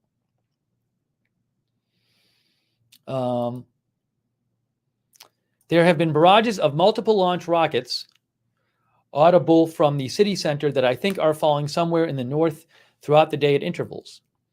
I think they are waiting to see what happens in Kyiv.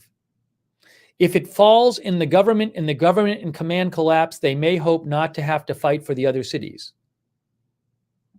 This is interesting. He's saying that the Russian forces in Kharkiv are maybe holding off attacking the city because the hope is that if they just attack Kyiv and do whatever they need to do there, then the rest of the country will surrender or something, which sounds a bit crazy to me, but maybe that's what they're thinking. If they get bogged down here, they may escalate in Kharkiv, perhaps with an attempt at encirclement, perhaps with intensified artillery bombardment, perhaps with an assault on the city. We have not seen Russia try to take a city yet, either by invading it and going through the streets and killing people and stuff and firing on people and that kind of thing, or by surrounding it and starving it out, starving and freezing it out by cutting off food, power, and water, stuff like that. I really do wonder, I'm going to say this again. Remember, logistics. I just showed you the CSIS paper where it talked about Russia's armed forces are going to be hundreds of miles away from Russia throughout the country. Look at the distance to the Dnieper River from the border. Measure distance. That's 200 miles. So Russia's going to have forces, dozens of miles, hundreds of miles away from their border. They don't bring a year's supply of food when they cross the border with them. Every day, these soldiers need food. They need water. They use up ammunition. They need more ammunition. The vehicles need fuel. They don't run by magic. So that constantly needs to be resupplied. And I know Ukraine knows this. So we have heard the last day or so of Ukraine blowing up bridges to slow Russian advance. Are they doing the same with railroads? I'll say this again. Russia relies heavily on railroads for their warfare logistics. They rely heavily on railroads to bring supplies to their troops. Will Ukraine start taking out important railroads? Because every single day, that's less food, that's more food that's been used up, more fuel that's been used up, more water that's been used up. It's only been a couple days now. But how much could they bring with them? And they continue to march forward. So keep that in mind.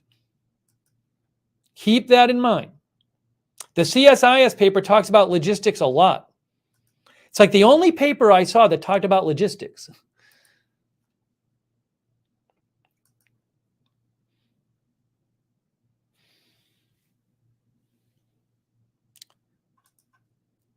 Again, look, Russia has built an excellent war machine for fighting near its frontier and striking deep with long-range fires.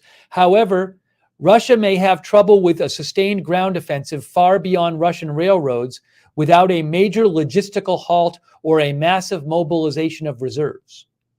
CSIS.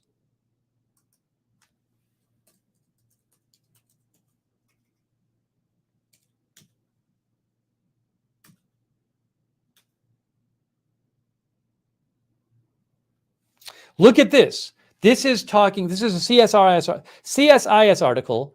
It talks about, at the end of it, it talks about some strategy that Ukraine might have. In the case of the city of Kharkiv, they say, if Russia tries to take it, railroads and bridges inside Kharkiv should be utterly destroyed prior to surrender, if they do surrender, to further degrade Russian lines of communications. So they're saying Kharkiv is an important railway junction. So they're saying if Russia attacks the city and tries to take it over, then they're saying here that before they surrender, they should blow up the railroads.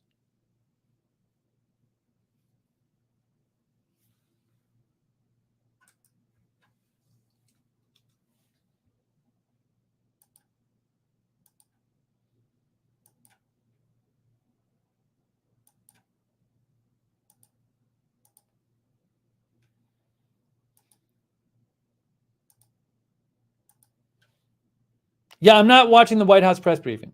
It was on before. It was on like an hour ago. But if it's still going, I'm not. We're bringing you updates here.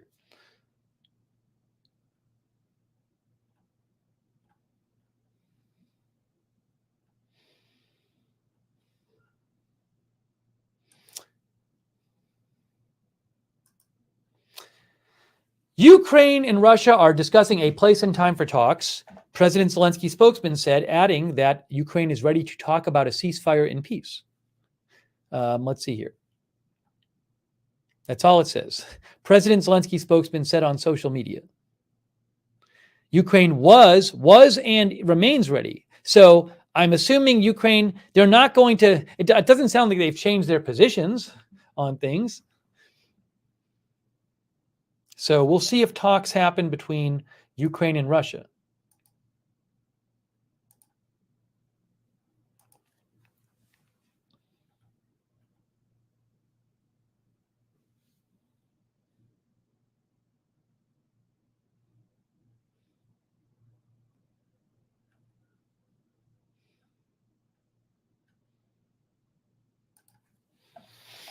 You can give me a shout at Lookner on Twitter.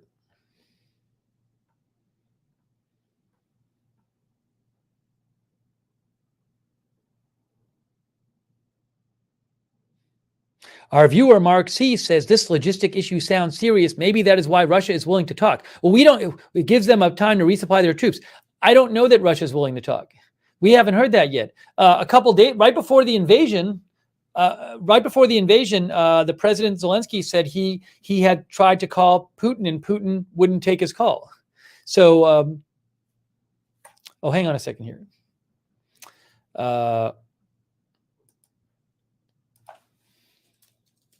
So I don't know that Russia is willing to talk.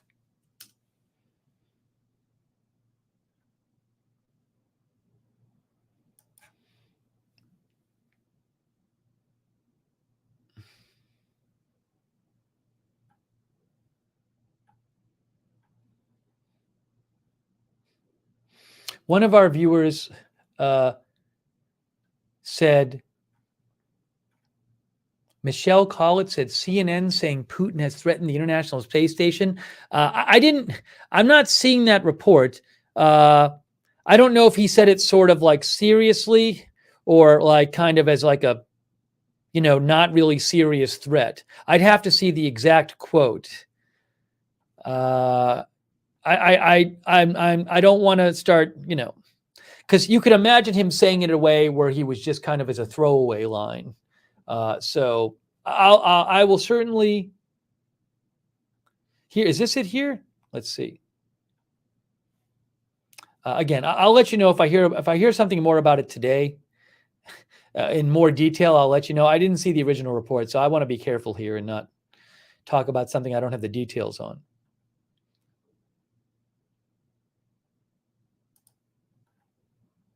Oh, Tippy mentioned to me, Institute for the Study of War came out with their new report. We're going to have to look at that in a little bit. I like their stuff. We'll check it out. In a second, we'll check out the Institute for the Study of War update. They do a daily update. They're very good.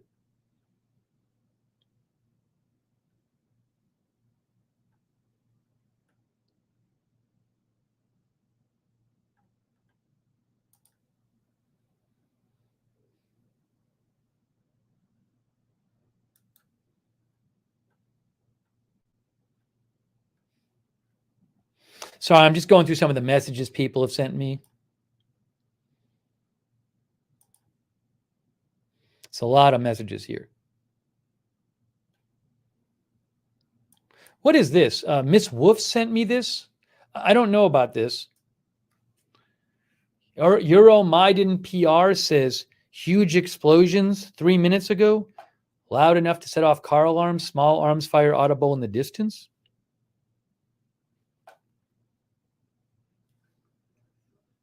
I'm listening to, I think, the Kyiv stream. I'm not hearing anything at the moment.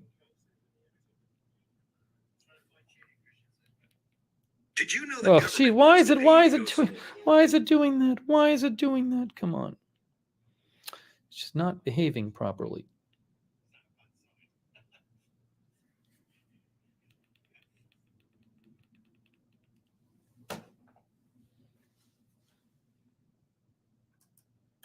So I don't know if that's happening.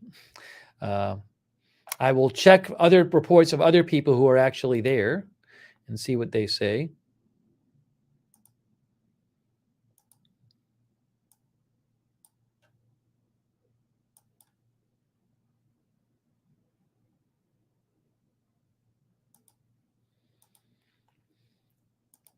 Sorry, again, going through some of your messages.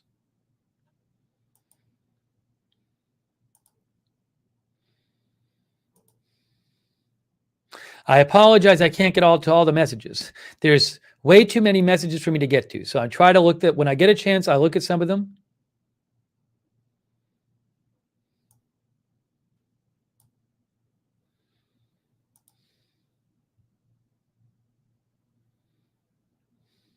Okay.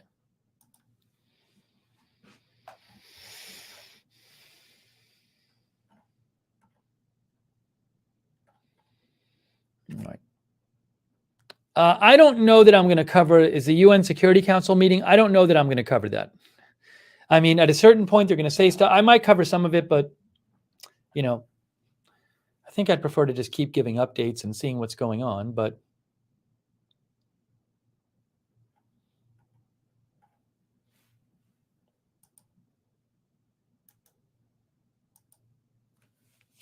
let me just hang on one second here. Give me one moment.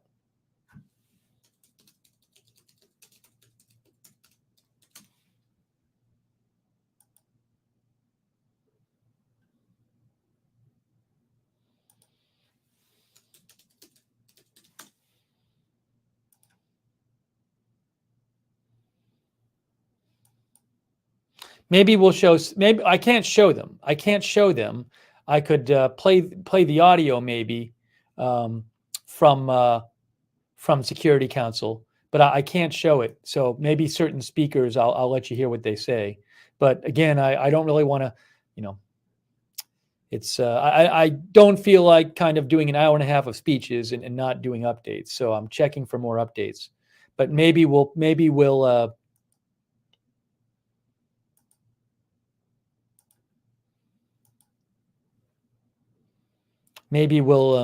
you know, catch a couple of the speeches or something. I'm keeping an eye on it.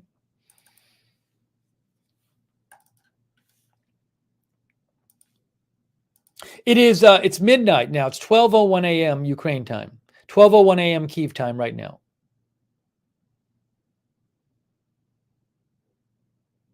Ignis Fatum says, video that's being shared on social media.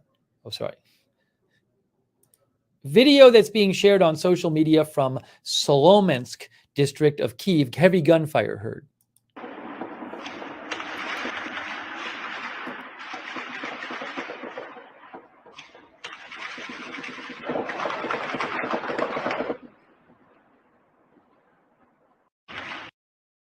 Now that's Solomensk. Where is that at?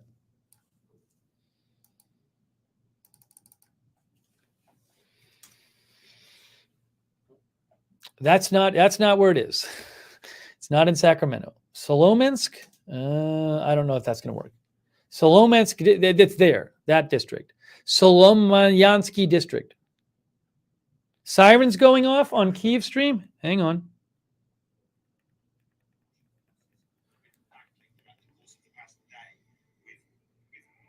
Yes, there are sirens going off. There are sirens going off on the Kyiv stream. It sounds like. Sounds like there's sirens going off in Kyiv. Yes, air raid sirens in Kyiv. Again, air raid sirens in Kyiv. Matthew Chance is also on CNN reporting it. Air raid sirens in Kyiv.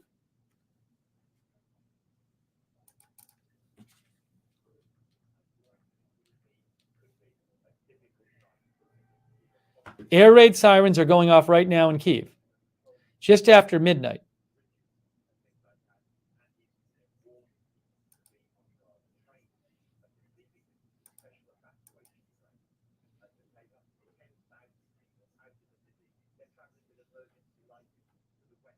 Are they still going off?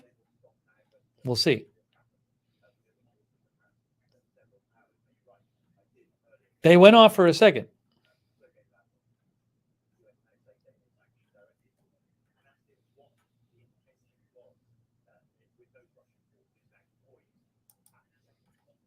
Hmm?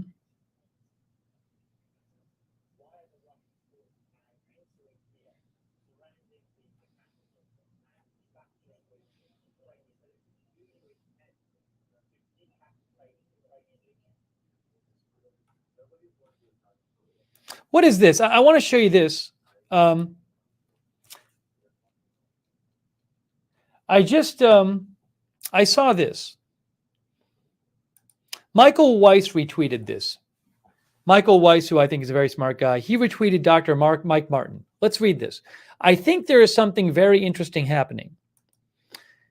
There seem to be quite a lot of reports that Russia is not getting as far ahead as it would have hoped in its invasion. If you looked at Soviet deep strike doctrine, this attack appears to be based on. It's about fast-moving columns advancing on different axes in order to quickly encircle enemy forces.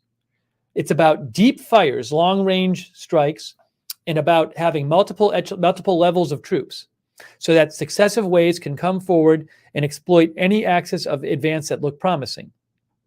The key to this is moving fast and keeping your logistics protected. Logistics, supply. Your armor is going to be out on a limb, but it seems the Russians are a bit surprised that the Ukrainians have fought back and fought back well. The Russians are taking casualties, which it seems they weren't expecting. The Russian Ministry of Health had just effectively mobilized civilian doctors in Russia.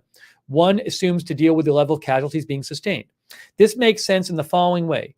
Putin basically assumed the Ukrainians would collapse, so all they would have to do is thunder run to Kyiv. Don't worry about the logistics. We'll sort that out once we've toppled their government. But if you're the Ukrainians and you know what the Russians are going to use, and you know the Russians are going to use some variant of deep strike doctrine, what do? You let the armored columns pass and then destroy the log tail using stay-behind parties armed with anti-tank weapons or using helicopters whilst keeping them out of the cities. Incredibly stupid, by the way, that the Russians didn't wipe out the Ukrainian Air Force before they started, a real sign of their hubris. So I would guess that a lot of the Russian casualties are the logistic elements that are following up. So far, the Russians seem to have committed about 50,000 forces, or a third of what they have. So maybe there are more echelons coming, and maybe the Russians will still overwhelm Kyiv, or maybe they won't. It seems in the balance. And the longer the Ukrainians can hold on, the less the Russians will be able to continue. Amateurs talk tactics and professionals talk logistics. There you go. Logistics, guys. What did I just say? Logistics. It's also really unclear what Putin's political objectives are for this war. And as the West learned over the last 2 decades, deploying military force without clearly understanding the political aims is stupid and leads to failure.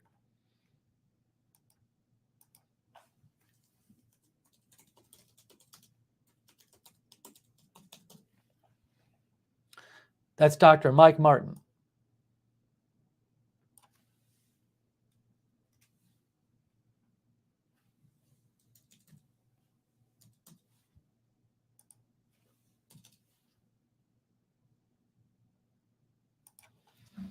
What did I say? People aren't talking about logistics. Remember, CSIS, Center for Strategic and International Studies, logistics, supplying your army.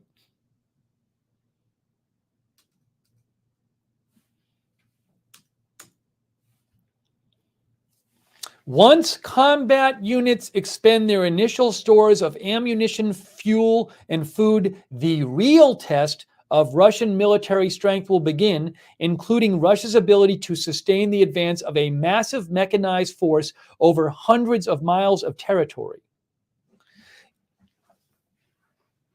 You need to feed tens of thousands of people. You need food for tens of thousands of people. You need water for tens of thousands of people. You need fuel for all the vehicles. You need to spare parts for the vehicles.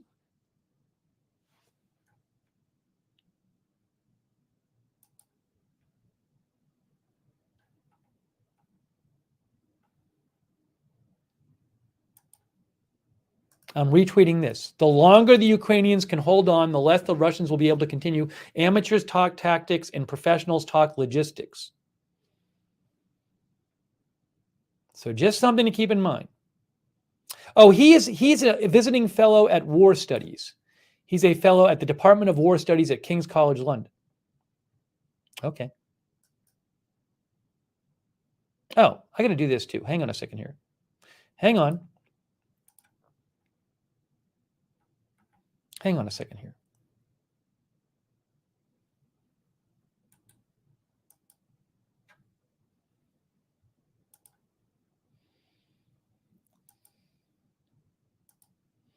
One moment, guys.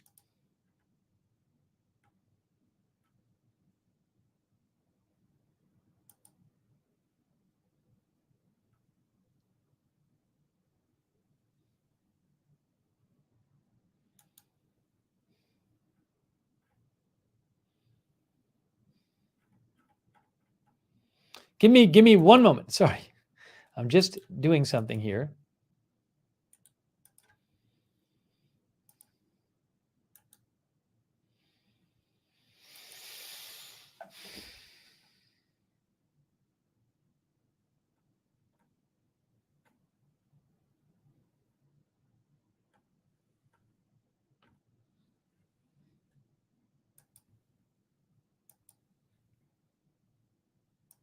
Give me one more moment. I promise. I promise. It'll be one more moment. I just need to fix something here. I just need to do this right here. Let's see. There's this.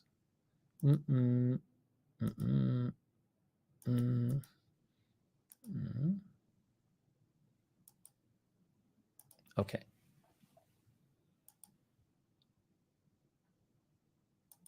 Oh, I found the analysis I wanted to read you. I'm going to show you that as well, about Putin, about the risk.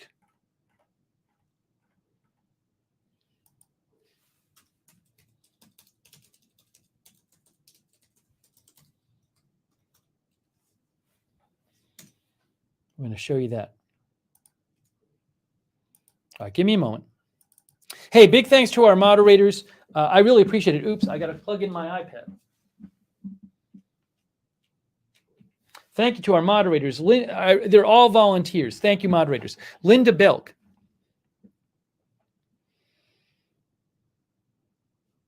Hang on a second here.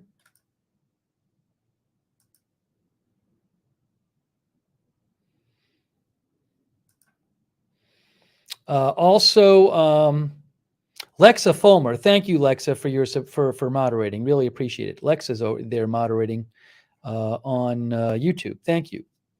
Also, oh, thanks, Chetsar, and everybody else for your support. Good to see you, Chetsar. Thank you. Also, our Facebook and Twitch mods. Let me thank them.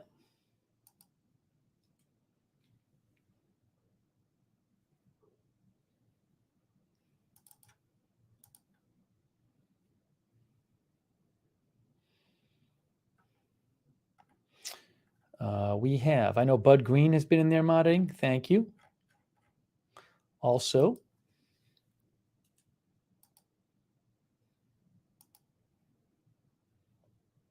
thanks everybody for the Facebook stars too. I appreciate the Facebook stars. Thank you so much.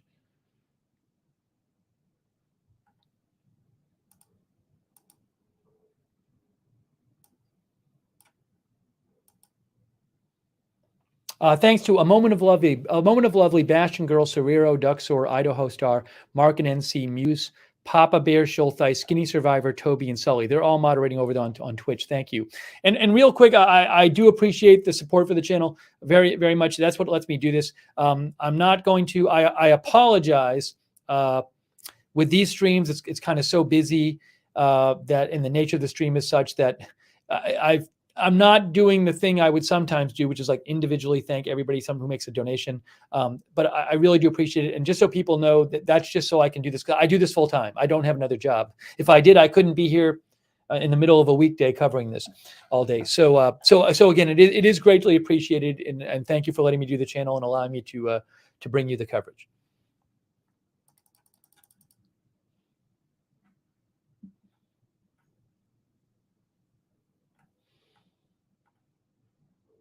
Anastasia Lapatina posted this. She said, This used to be my road home.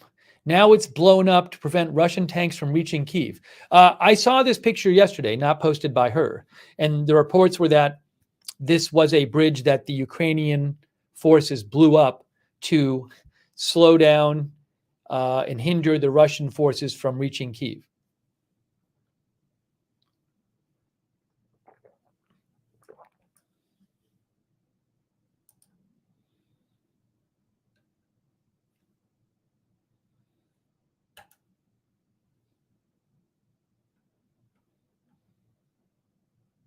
New from Ministry of Defense. Ministry of Defense UK report. Russian forces have made advances throughout the day, but continue to face strong resistance from the Ukrainian armed forces. Russian armored forces are progressing towards Kyiv from multiple axes in an attempt to encircle the city. Russia has likely conducted an amphibious landing in southern Ukraine between Melitopol and Mariupol. Ukraine retains control of key cities. That was just posted by the Russian Ministry, UK Ministry of Defense just posted that intelligence update.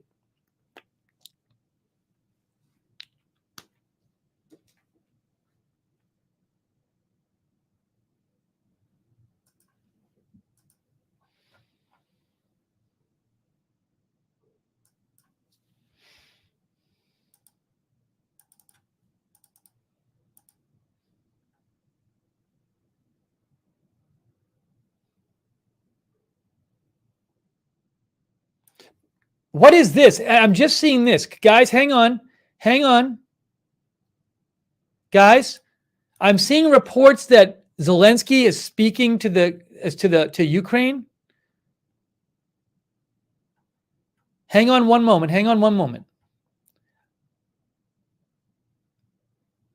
Hang on. I want to get this confirmed. I'm seeing some reports about what Zelensky has just said. President Zelensky. So I want to get reliable reporting. I'm seeing that Zelensky has said that Zelensky says Russia will try to assault Kyiv a long night ahead. This is Alexei Sorokin. He's with Kyiv Independent. Breaking. This is from Alexei Sorokin. He is with the Kyiv Independent. Zelensky says Russia will try to assault Kyiv, says a long night ahead. Many cities are under attack. Chernihiv, Sumy, Kharkiv, cities in the south. Special attention to Kyiv. We can't lose the capital. I don't know if he specifically said they're going to attack tonight. That's a little vague. It's a little ambiguous there. But he did say a long night ahead. It sounds like maybe he's saying it'll be tonight. Again, Alexei Sorokin is in Ukraine. He's a Ukrainian journalist.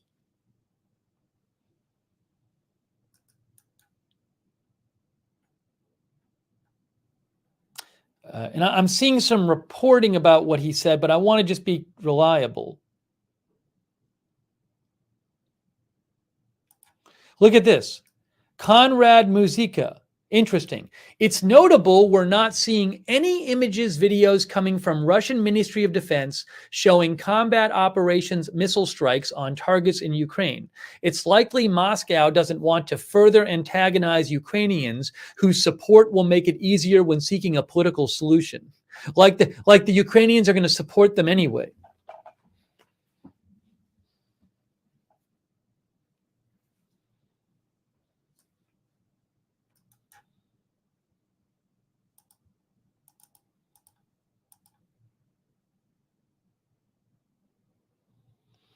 Kyiv Independent. Here, look, guys. Kyiv Independent. Zelensky.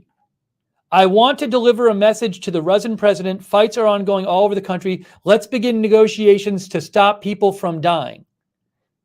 Just said, I guess. Oh, no, I'm sorry. That's earlier. That was earlier.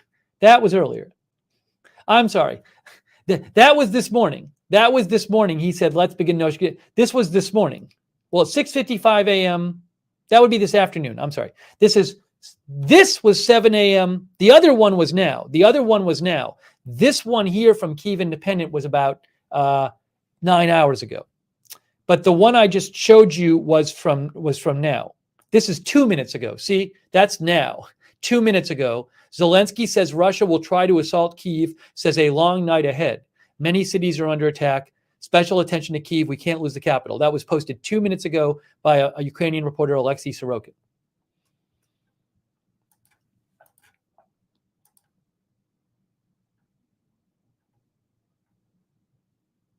Okay, breaking news. Kyiv Independent.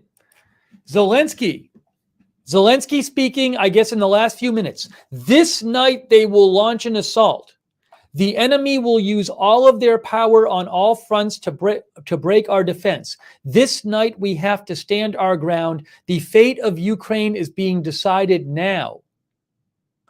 Wow. That was, I guess, just said by President Zelensky of Ukraine, according to the Kyiv Independent. Unbelievable.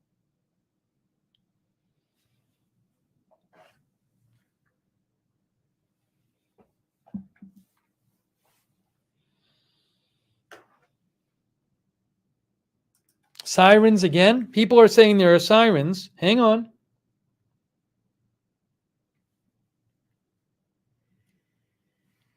I am listening to the Kyiv feed. I'm not hearing sirens.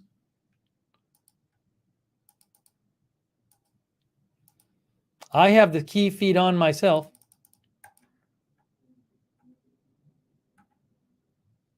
Here, look.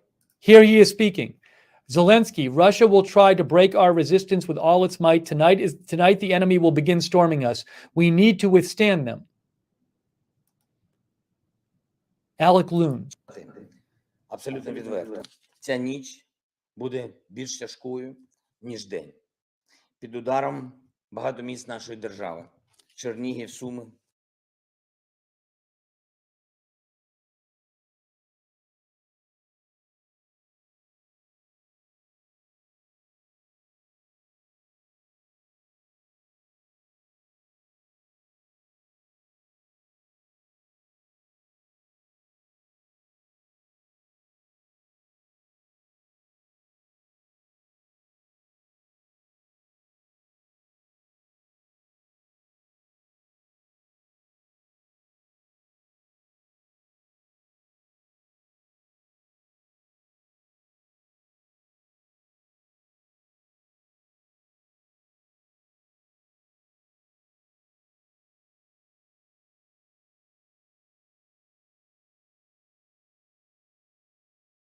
Sound is muted. Okay, sorry about that.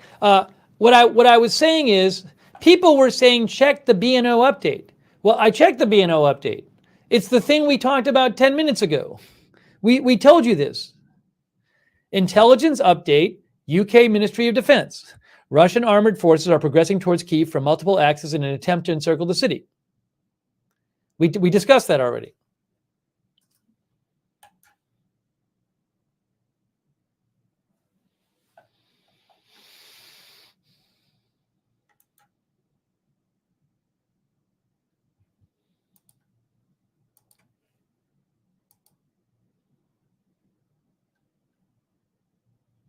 Okay, update. Mark says, head of the Zaporizhia, if I'm pronouncing that, regional state administration says the city of Melitopol is encircled by Russian troops. First attempts to move in were repelled. That would be here.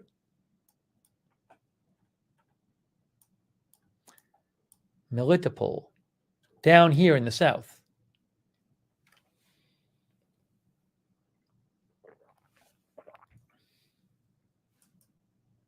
Yeah, we already talked about the Kylie Atwood story. This we already discussed as well. Here it is again.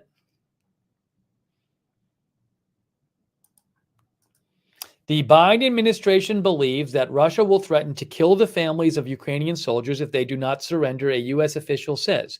This as today, the foreign minister Kuleba said there could be a Russian false flag operations that erroneously accuse Ukraine of alleged inhuman actions. But again, this is very big news.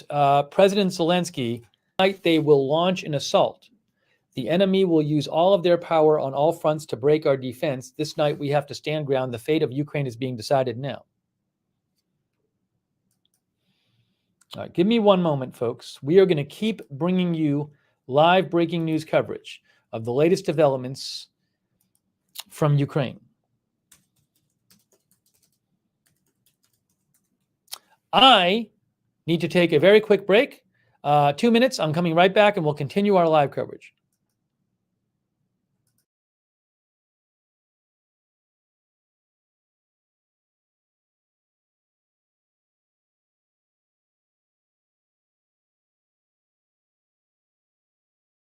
Seeing in U.S. intelligence reports before, of course, it happens. But Jake, this is incredibly alarming that the United States believes that these Russians are going to come in and threaten to kill the family members of Ukrainian soldiers, not just those soldiers themselves, but their family members. The other thing that this U.S. official is saying is that they believe that the Russians are creating a disinformation campaign that casts Ukrainian soldiers as standing back and surrendering when that's not actually what's happening. So essentially creating the idea that they are surrendering so that it's out there, so that it then discourages those Ukrainians to surrender, a roundabout way of getting them to surrender with disinformation.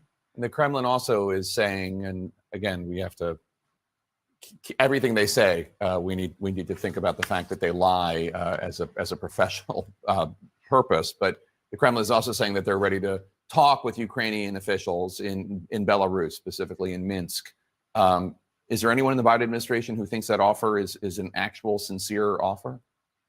Well, listen, we've heard State Department officials, Biden administration officials saying that Russia has only engaged in a pretext of diplomacy, that, you know, in the days and weeks leading up to this invasion, that they weren't actually indicating that they were in good faith at the table. And so when you see this proposal put forth, U.S. officials say, no, now is not the time to engage in diplomacy. You can't have productive diplomacy when you have a gun to the head of the Ukrainians. All right, Kylie Atwood at the U.S. State Department for us. Thanks so much. Sticking with our breaking news, the White House just announced that the U.S. will sanction Vladimir Putin specifically. Will that do anything to stop his country's invasion of Ukraine, or are sanctions even an outdated threat? That's next.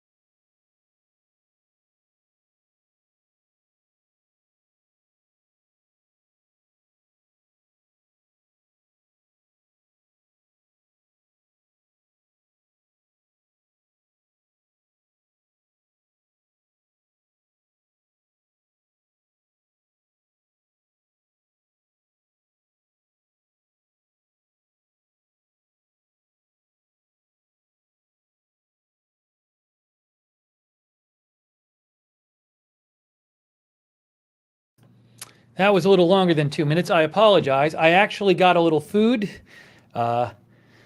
If you've been watching the coverage, you know we stay on for a while. So unfortunately, I will have to eat a little bit on the air. And, hang on. So I ask your forgiveness in advance for eating on the air, because I will be eating my sandwich. That being said, let's continue as we have been discussing. As we've been discussing, President Zelensky saying that Ukraine is going to launch, is going to attack Kyiv tonight.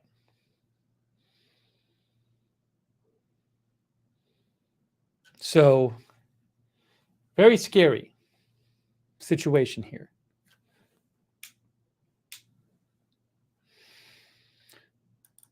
All right, let me get caught up.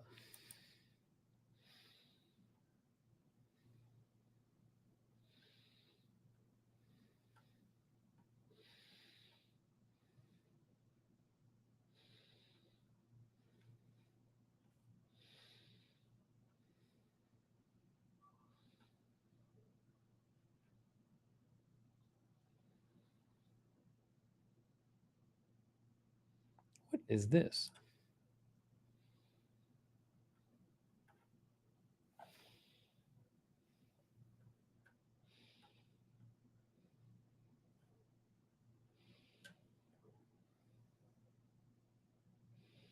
Hannah Lubakova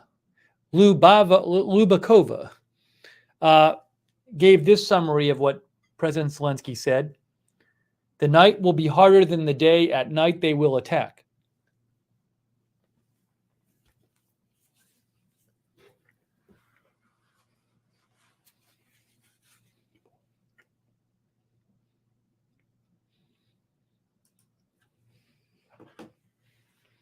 Hang on one moment. Oh, okay.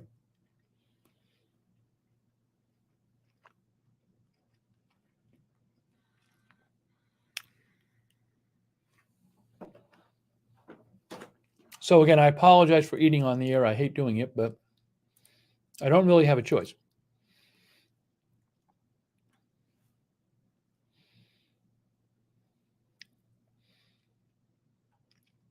It is, guys, it is 12:31 a.m. Kyiv time. 12:31 a.m. Kyiv time.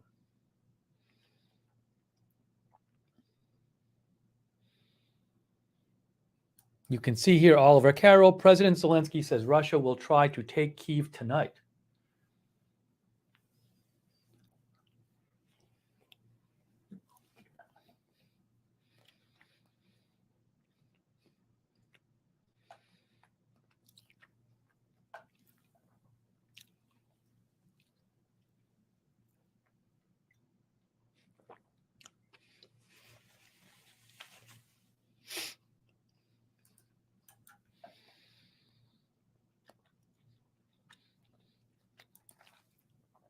Here are some analysis. Oops, sorry, I'm making a mess.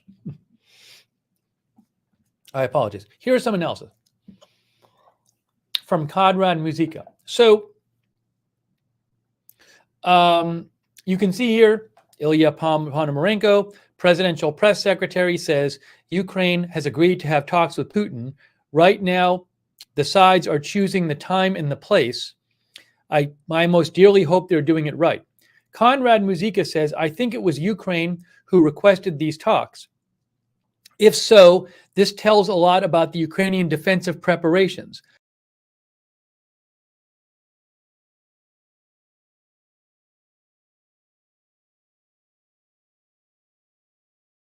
Toute guerre de choix, toute guerre d'influence, toute guerre d'hégémonie, toute guerre de prédation de ressources, toute guerre injuste et déshumanisante.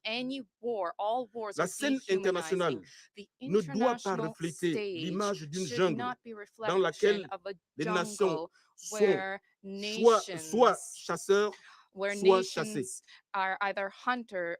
Monsieur le Président, Mr. Pour terminer, President, to conclude, nous voulons we réitérer wish notre to appel à un reiterate cessez-le-feu our call immédiat for an immediate et à la désescalade. ceasefire, for Nous demandons aux de-escalation. belligérants de ne We pas entraver beseech l'accès the belligerents de l'aide not humanitaire aux to hinder populations access qui en ont of besoin. humanitarian assistance to those Nous people who appelons are in l'ensemble des need. partis We à call renouer le upon fil all du dialogue parties et à to privilégier le revitalize règlement dialogue, pacifique to de leurs embrace a différends. peaceful settlement to Quant their à nous, chers collègues, disputes. As membres for du us, Conseil de distinguished sécurité, colleagues, members of the Security les Council, responsabilités the que nous avons à prendre responsibilities aujourd'hui et which chaque fois we need to doivent se adopt, traduire assume par la today défense, should la always be réaffirmation reflected et le in renouvellement defense, de nos reaffirmation, engagements and the renewal of souscrits il our y a 77 ans, commitments. ceux de préserver les générations présentes That is et futures to du save fléau de la guerre. succeeding Je vous and remercie, Monsieur le present Président. generations from the scourge of war. Thank you, Спасибо. Mr. Сейчас President. предоставляю слово Thank you, представителю and I give the Мексики. floor to the representative of Mexico. Muchas gracias, señor Thank you very presidente. much, President. México votará en Mexico favor del will proyecto vote de in favor of resolución the draft resolution presentado por presented Albania y by los Estados Albania and the Unidos United States, por las razones que and we expondré will do a so for the continuación. following reasons. Primero, First, estamos ante la invasión we de are un país witnessing soberano one country's por invasion parte de of a otro, sovereign country. lo que representa una This flagrante is a violación blatant al violation artículo of 2, Article 2, párrafo 4 paragraph de la 4 Carta de la of the ONU United Nations y Charter, constituye, and además, it is also una an agresión aggression en los under términos the de terms la resolución of General Assembly 3314 de la Resolution Asamblea General 3314, adoptada which por was adopted todos by los all miembros members de las of the Naciones United Unidas. Nations. Segundo, Second, General Assembly 314 de la Resolution Asamblea General 3314, adoptada which por was adopted todos by los all miembros members de las of the Naciones United Unidas. Nations. Segundo, Secondly, México ha sufrido en carne Mexico propia has itself 4 suffered invasiones 4 a lo invasions largo de su over the historia. course. This Saturday marks 10 years since the death of Trayvon Martin. The unarmed teenager was making his way home when a man thought he was acting suspiciously and shot him. The case was a turning point in how Americans view the deaths of young Black men and women. CBS News' Skylar Henry shows us how a group of grieving mothers led the fight for change. 10 years later, Sabrina Fulton says time has not healed her wounds. When you lose a child, it's a tragedy for you. You know, it's long time healing, it's long time grieving, and you just can't imagine just being complete anymore. Her son, Trayvon Martin, was just 17 years old when he was killed in Sanford, Florida. The shooter, George Zimmerman, a neighborhood watch volunteer, confronted and shot the teenager, claiming self-defense. Zimmerman was ultimately acquitted, sparking both outrage and a renewed national conversation about race, with then-President Barack Obama weighing in. You know, if I had a son, he'd look like